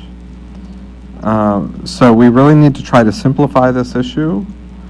So the PSAPs might come up with, I don't know, a sign language assistance line or some sort of other terminology that they're used. But when we say for a PSAP operator to see a deaf person come up on video, they know that they need a sign language interpreter. They just need to have something simple to push a button to bring in an interpreter or who can then help with that communication. I think that might be the best terminology for it, but for the purpose of this, we need to really consider reducing confusion in emergency situations with people who are less familiar with this. Good point. We have Joel, Mark, Greg, and then Sherry. Joel Zev, Partners for Access. I really appreciate the issues, and I'm very concerned about it. The PSAPs that I'm aware of, not all of them have that magic button to get language line in. Not all of them, some don't exist, and they're regular numbers. We need to be developing something that in an emergency, my house is on fire, I need some fire help, or I have a heart attack or something, that is simple, clear, accurate, and doesn't take a lot of time. And I am concerned that A, if we go to an automated system mandating a button for language line, interpreting services, the time it will take to connect is just additional time in delaying the response. And I think that the term relay is not a naughty word. We have spent many, many years developing relay and spending a lot of time learning to understand that the language of some people who are deaf, especially those born deaf, may not be in a form that is readily understandable to the reader.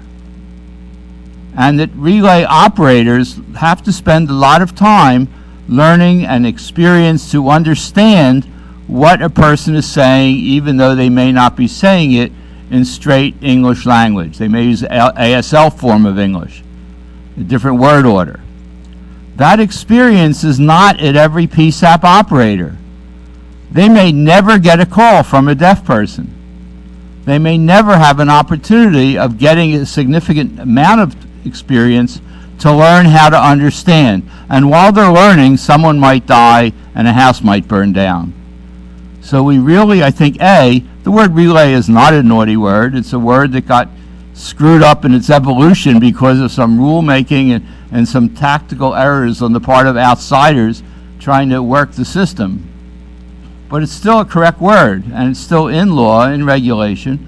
And I think that we need to make it simple that a 911 operator gets a call, they get it in some form, they need to know how to handle that call and get help out there. And we have to keep it as simple as possible.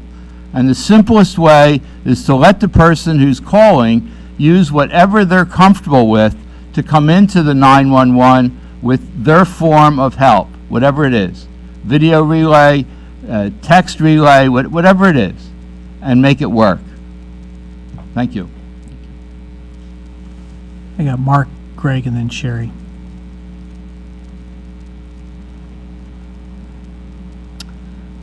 This is Mark Stern from Purple Communication. Is the camera on, Mark?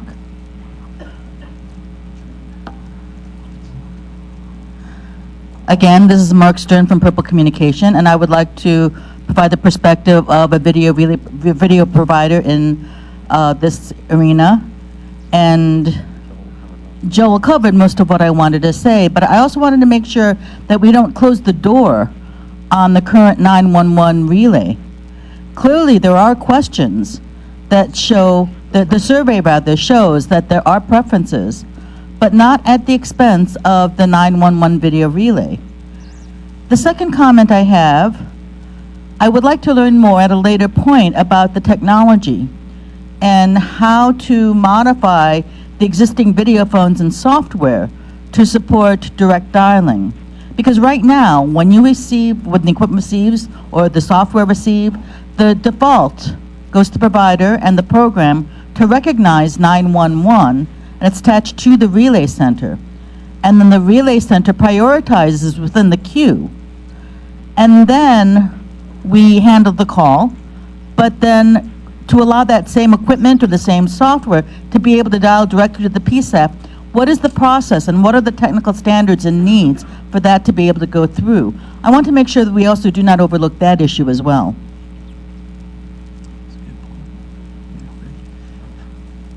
Greg?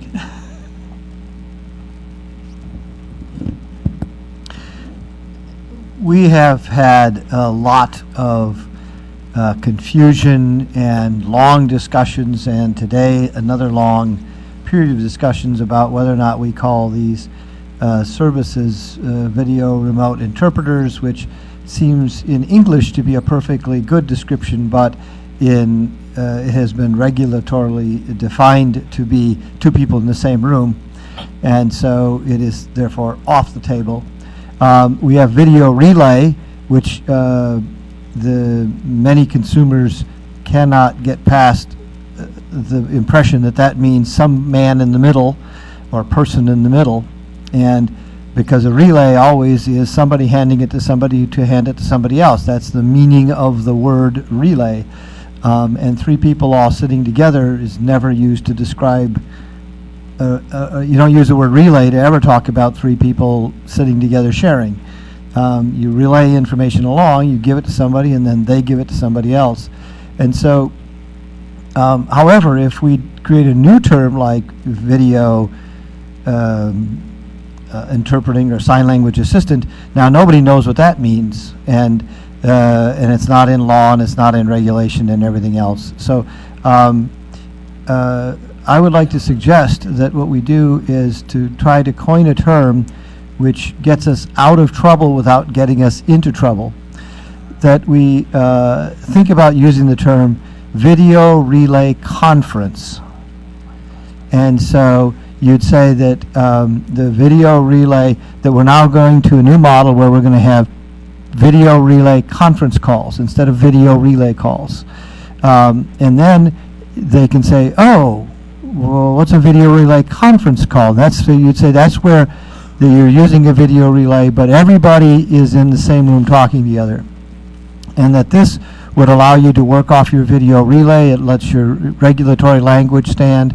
The community isn't confused anymore, because as soon as you say conference call, they're sort of familiar with the fact that that would be everybody together, and that we would avoid having to create a new term, and that would help us to move us, I think, off of this rock that we are stuck on. Because I think I've now been involved in at least 3 or 4 hours in the last month or so, where we keep getting stuck on the rock. And we can't just say to the disability community, you need to just understand that relay doesn't mean what we mean by the English word relay. But if we team it with the word conference, then I think we may be able to get off the rock. Thank you. Great point. Sherry, and then Gunnar. Can I have the camera on Sherry, please? Oh, this is Cheryl King. Can I interrupt you just a second? Our Blessed AV people have advised us that they had an equipment failure this week, and that's why it's taking a little bit longer to get the camera around. So let's just be patient with them for another 30 minutes, because they're doing the best they can. Thank you.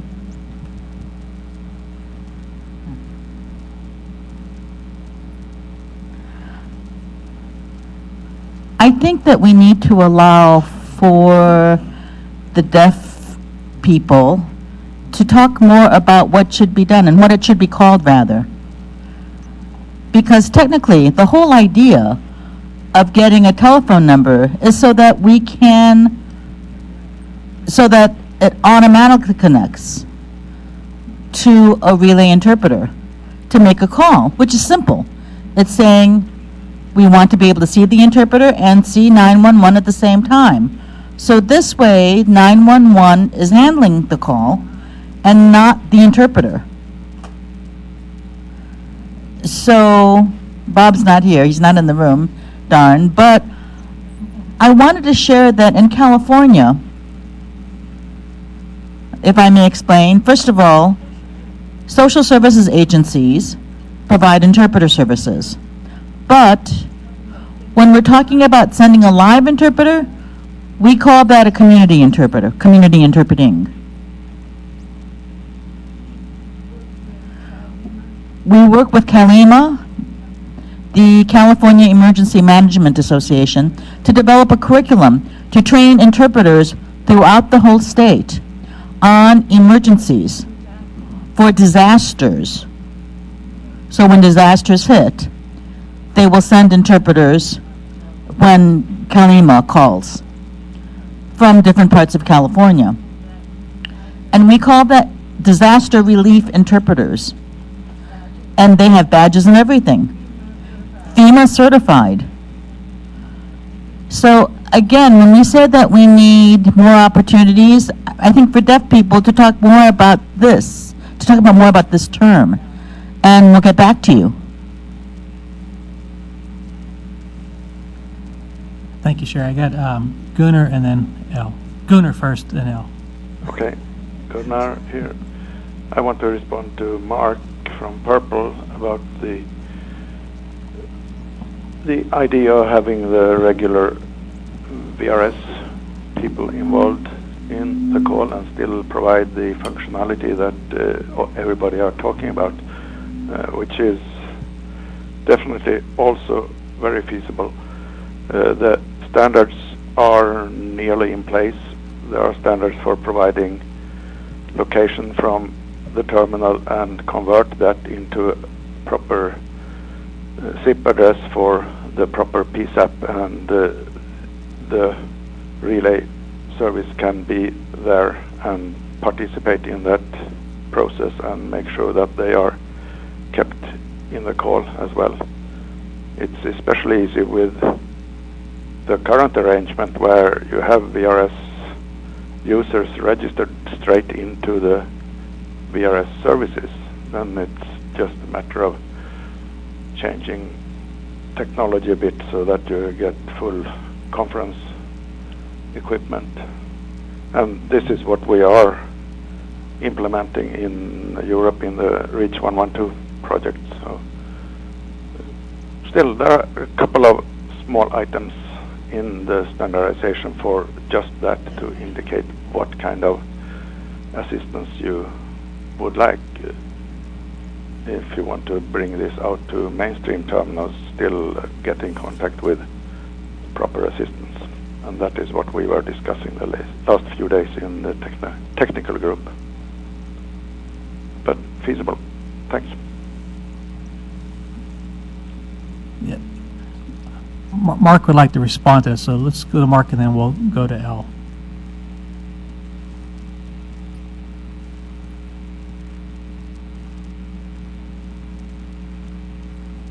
I would like to respond to Gunnar. And you are right in that we currently have a good understanding of what's involved in connecting a relay operator in a working area to the transfer to the PSAP. And all of that is automatic.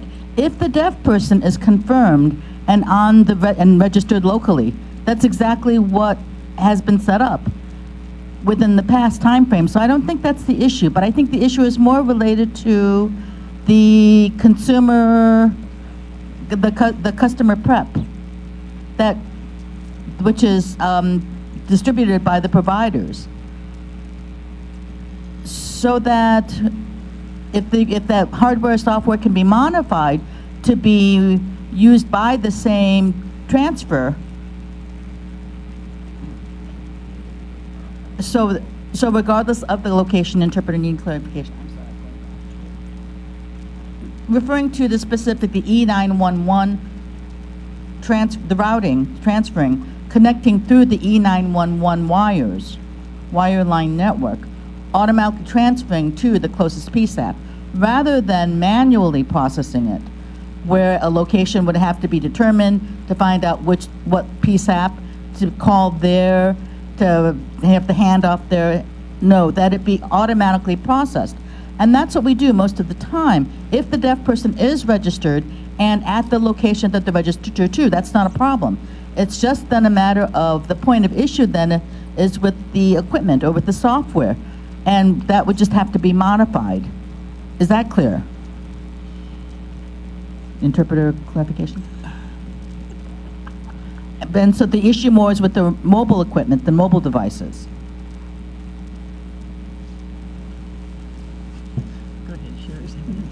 Oh, no, I think, go, Al had a comment. Go ahead, Al.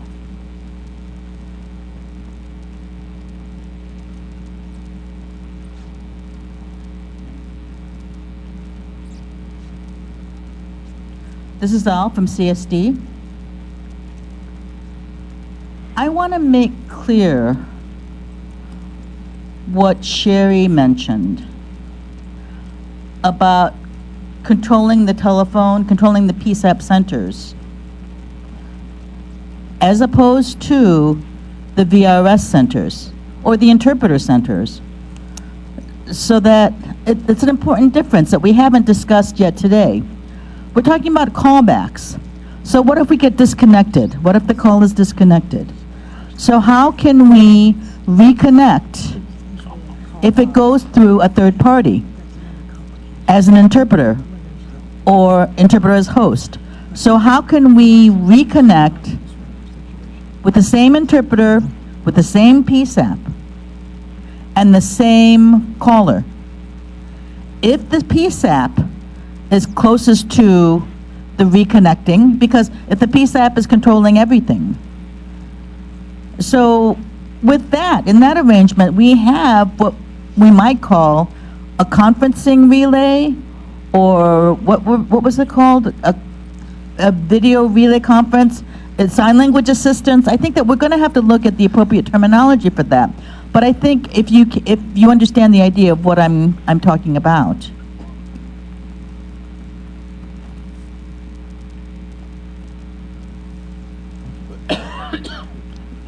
Donna?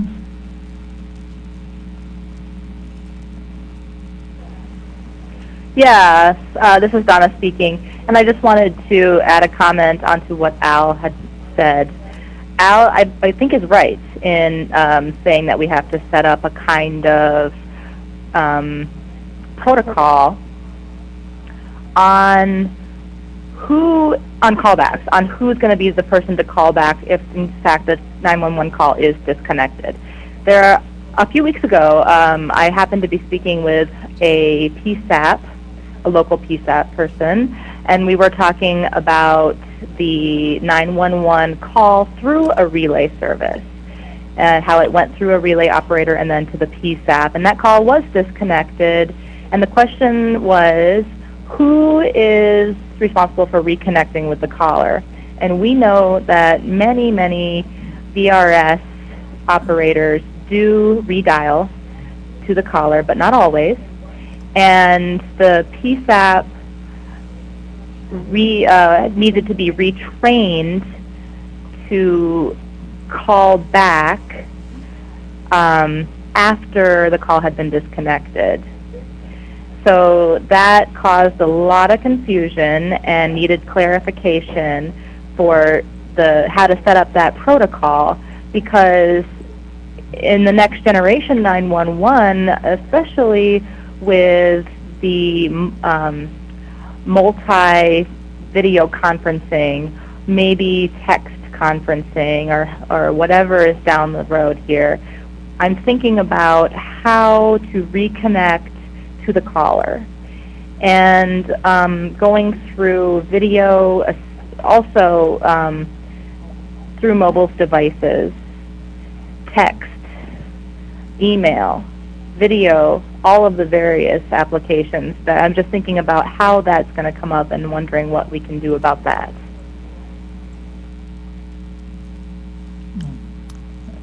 Gunnar, you have your hands up. I got you have some comments. Yeah, the callback is always considered in all the standardization efforts for Gunnar, could you speak up, services, please? so you can be assured that it's taken care of, and that the possibility to connect with a proper Gunnar, kind of... Gunnar, can I stop you a second? Could you speak up, please? We're having trouble with the interpreters hearing you. Sure. Thank you. Yeah, the matter of callback is always considered in standardization and specification of emergency services. You always think about the callback possibility, and that, of course, in a case with an assisting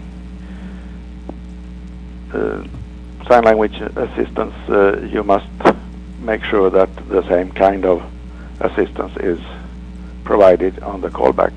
So it is specified so that you, in the PSAP, collect either an address that takes you back to the combination of the user and the assistance, or enough information to connect with them both. Good point, though.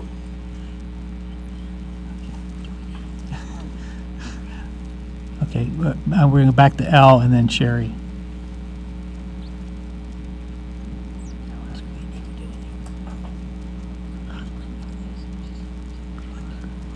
This is Al from CSD. Mark brought up an interesting point when he said that Purple has a system that can get the location, that can locate the appropriate PSAP automatically. And it makes me wonder, what about the other VRS providers? We've got about 10 certified providers and about 50 relay service companies. So what are their procedures of handling 911 calls and locating PSAPs? Are we authorized to develop procedures and instruct the VRS companies to follow them? This is Cheryl. I'll take that one. I think that the advisory committee is tasked with making recommendations to the commission, and if those recommendations involve modification to some of the telecommunications relay service regulations, that would certainly be appropriate. So, yes.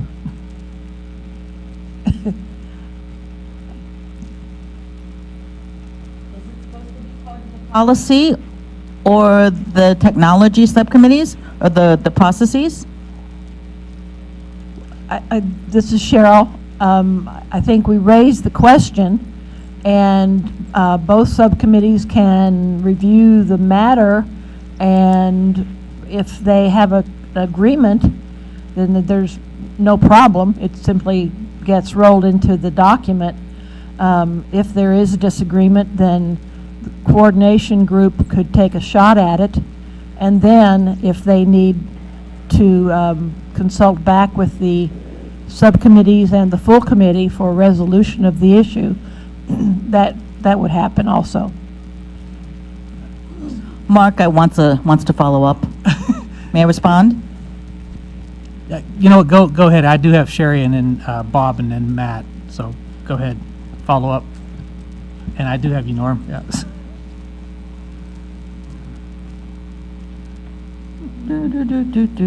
Okay. The automatic transfer of E911 calls is based on the location information, not only to the VRS industry, but also applicable to VoIP providers. And that was the background for centers on influencing VRS and TRS. So it's more specifically, there are several companies out there that provide the services to any VoIP provider or to any VRS provider. And Purple uses a third-party company to help so that we know Sorensen Document uses Interauto and I think John Snap left, but Entrado is involved, Sorensen uses them, and so Purple has its own provider, and so I think the service is there. So all other VRS providers do the same thing? All VRS providers, I'm not sure about all VRS providers, but as I was reading reports, it should be supported automatically, support automatic transfer, E911 routing of E911 calls to the centers. Norman asking if I can do a follow-up to Mark's comments? I know Sherry had something that in there, and then I know Bob had a comment, and Matt too, so Matt, you're third in line, but I know, Sherry? This is Sherry speaking. I just wanted to quickly, I'll wait for the camera. Thank you. I just wanted to quickly say that how many hearing people in this room have experienced calls dropped? You know, does 911 call you back? The same operator? Are they going to call you back? They're not.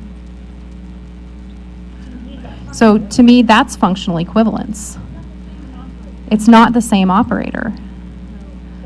So that happens, then we would like to think in today's technology that there'd be less and less of that occurring. But with the use of the internet, it's not always reliable in certain places where reception is not good. So if you're using a mobile application or whatever, for example. So that's my point here. To look at it realistically. Thank you, Sherry. Bob? This is Bob here. Now, relating both to Sonny's and Christian's comments regarding the relay provider, Section 7 that deals with the functional performance and the requirements, they include the requirements for VRS providers to deal with 911 calls, and we welcome any ideas on this point, and we will reserve this topic and this area for further discussion. Thanks, Bob. Matt and then Norm.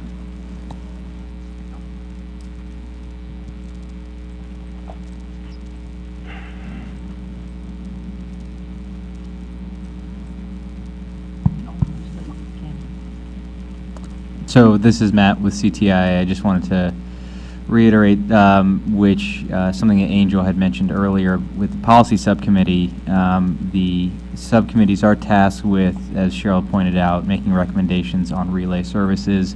We don't currently have any content on those issues for the policy issues section. So Al, if you have any content, please feel free to draft that up and submit it so we can at least begin the discussion on that section. Thank you. Thank you, Matt. Go ahead, Norm.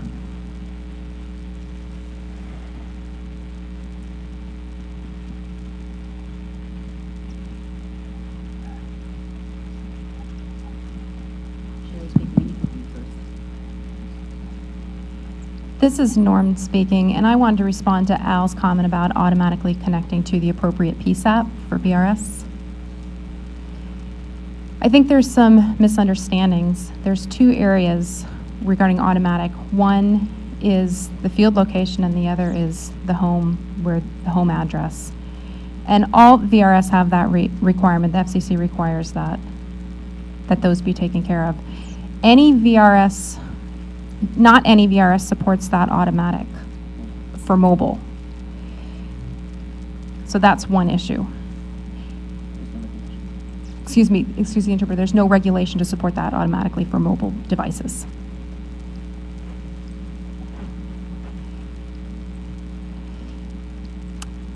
And recently I learned that there's the app for the mobile device, NG3, N-Touch, has a function called shared location, which means that during a call to an interpreter or a friend or wherever the call is, you can have a pop-up come up and then you have a graph with text that overlays on the video. So you can clearly see what the address is. It's text that's helpful for the 911 call takers, and that's a Sorensen solution. And I believe that the policy and tech committees both require for VRS to have training regarding those apps, and perhaps text relay as well. And that GPS information is automatically passed to the call assistant, so that they can get automatically connected to the appropriate PSAPs. Smartphones have apps for GPS, but the VRS apps do not.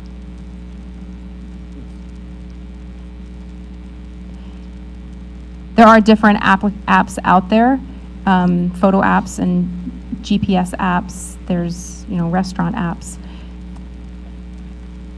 There isn't a relay app that uses GPS, and there should be. That should be a requirement for any VRS that has control of specific software that needs to have GPS connectability as part of that app. And I don't know if something like that would go under technology or policy. I would think it would go under both. I don't know how others feel.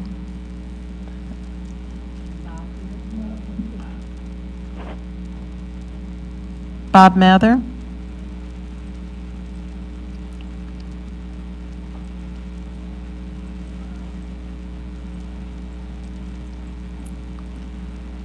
Waiting for Bob Mather. Get the camera on. There we go. I'm happy to take the lead in that area and work with you and with others as well on the requirements for what we should add, so we can share that with you. This is Norm saying for policy or for tech or both? Well, I'm happy to take the lead on that, and then I'll check with you for additional functional requirements. This is Norm, okay. Bob, thank you. I was hoping that was going to happen. I have Donna as well, who wants to say a few words, and then I lost connection.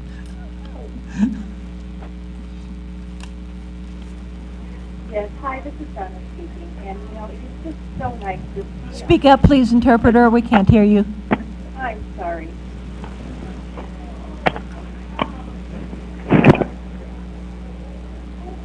In one moment, please. Other way.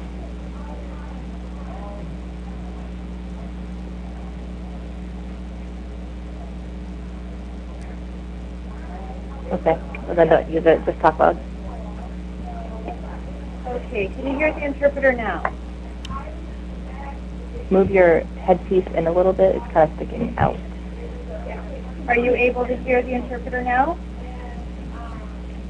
Not as well as we did earlier in the day. Okay, could you hold one more moment, please?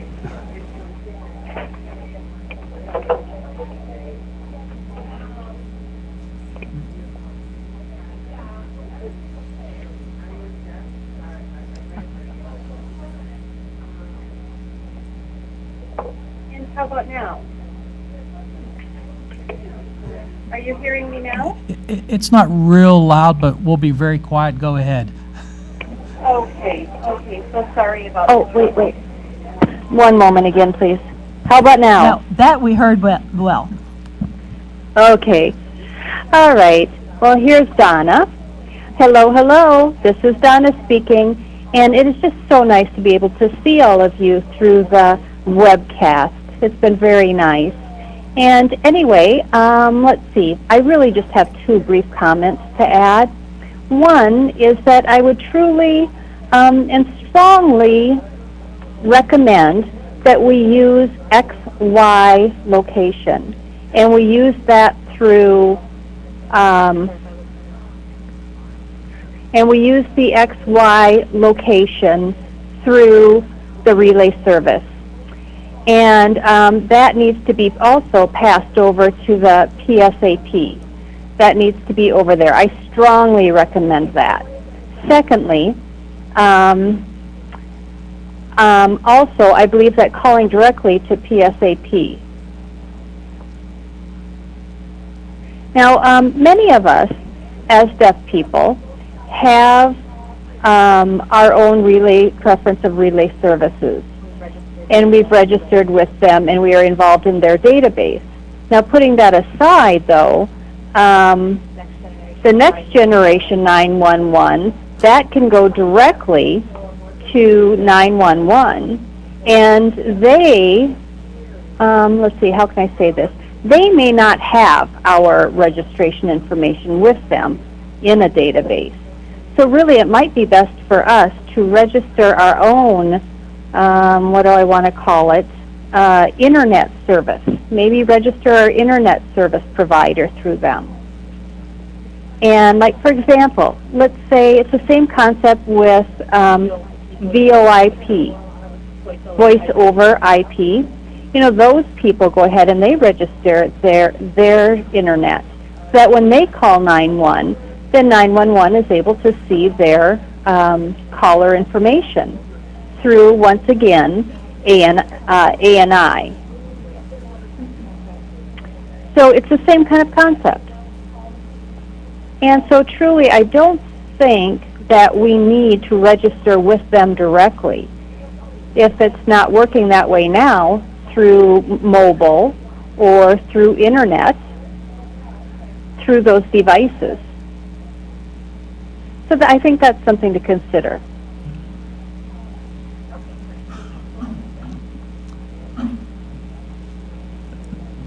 Thank you, Donna.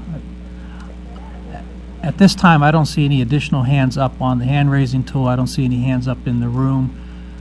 I will say that I'm tired. It's been a very, very, very busy day. Just before we conclude the EAC activity, I do want to just come back to Christian just one more time to see if he has any final comments on the technical subcommittee, and then we'll try to close up from there.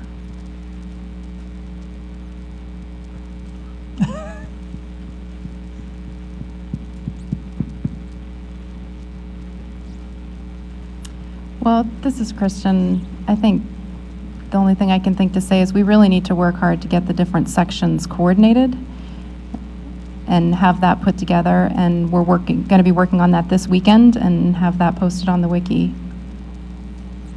And yeah, it's a lot. Other issues of concern, there's, you know, I'm a little bit worried that we're going to cause more trouble, so I don't think I want to bring those up right now. And yeah, we can maybe hold those for email discussion. So I don't know, what do you think? I think that was a great decision. Okay. Okay. So I just to wrap up, I know that there's one action at least for the coordination committee on just kind of organizing the wiki in terms of the information for the recommendations document. So we do have that action here from the coordination committee. We'll get that back and then communicate that out. We will also follow up in email just reminding people of the dates, or the due dates for the deliverables from now until November 18th, just so that we kind of go back through those. And in final conclusion, I just want to again thank Verizon for the morning coffee and the lunch and for that today. And on that note, thank you, Verizon, this concludes Thank the you. EAC meeting for September 9th. Thank you, everyone.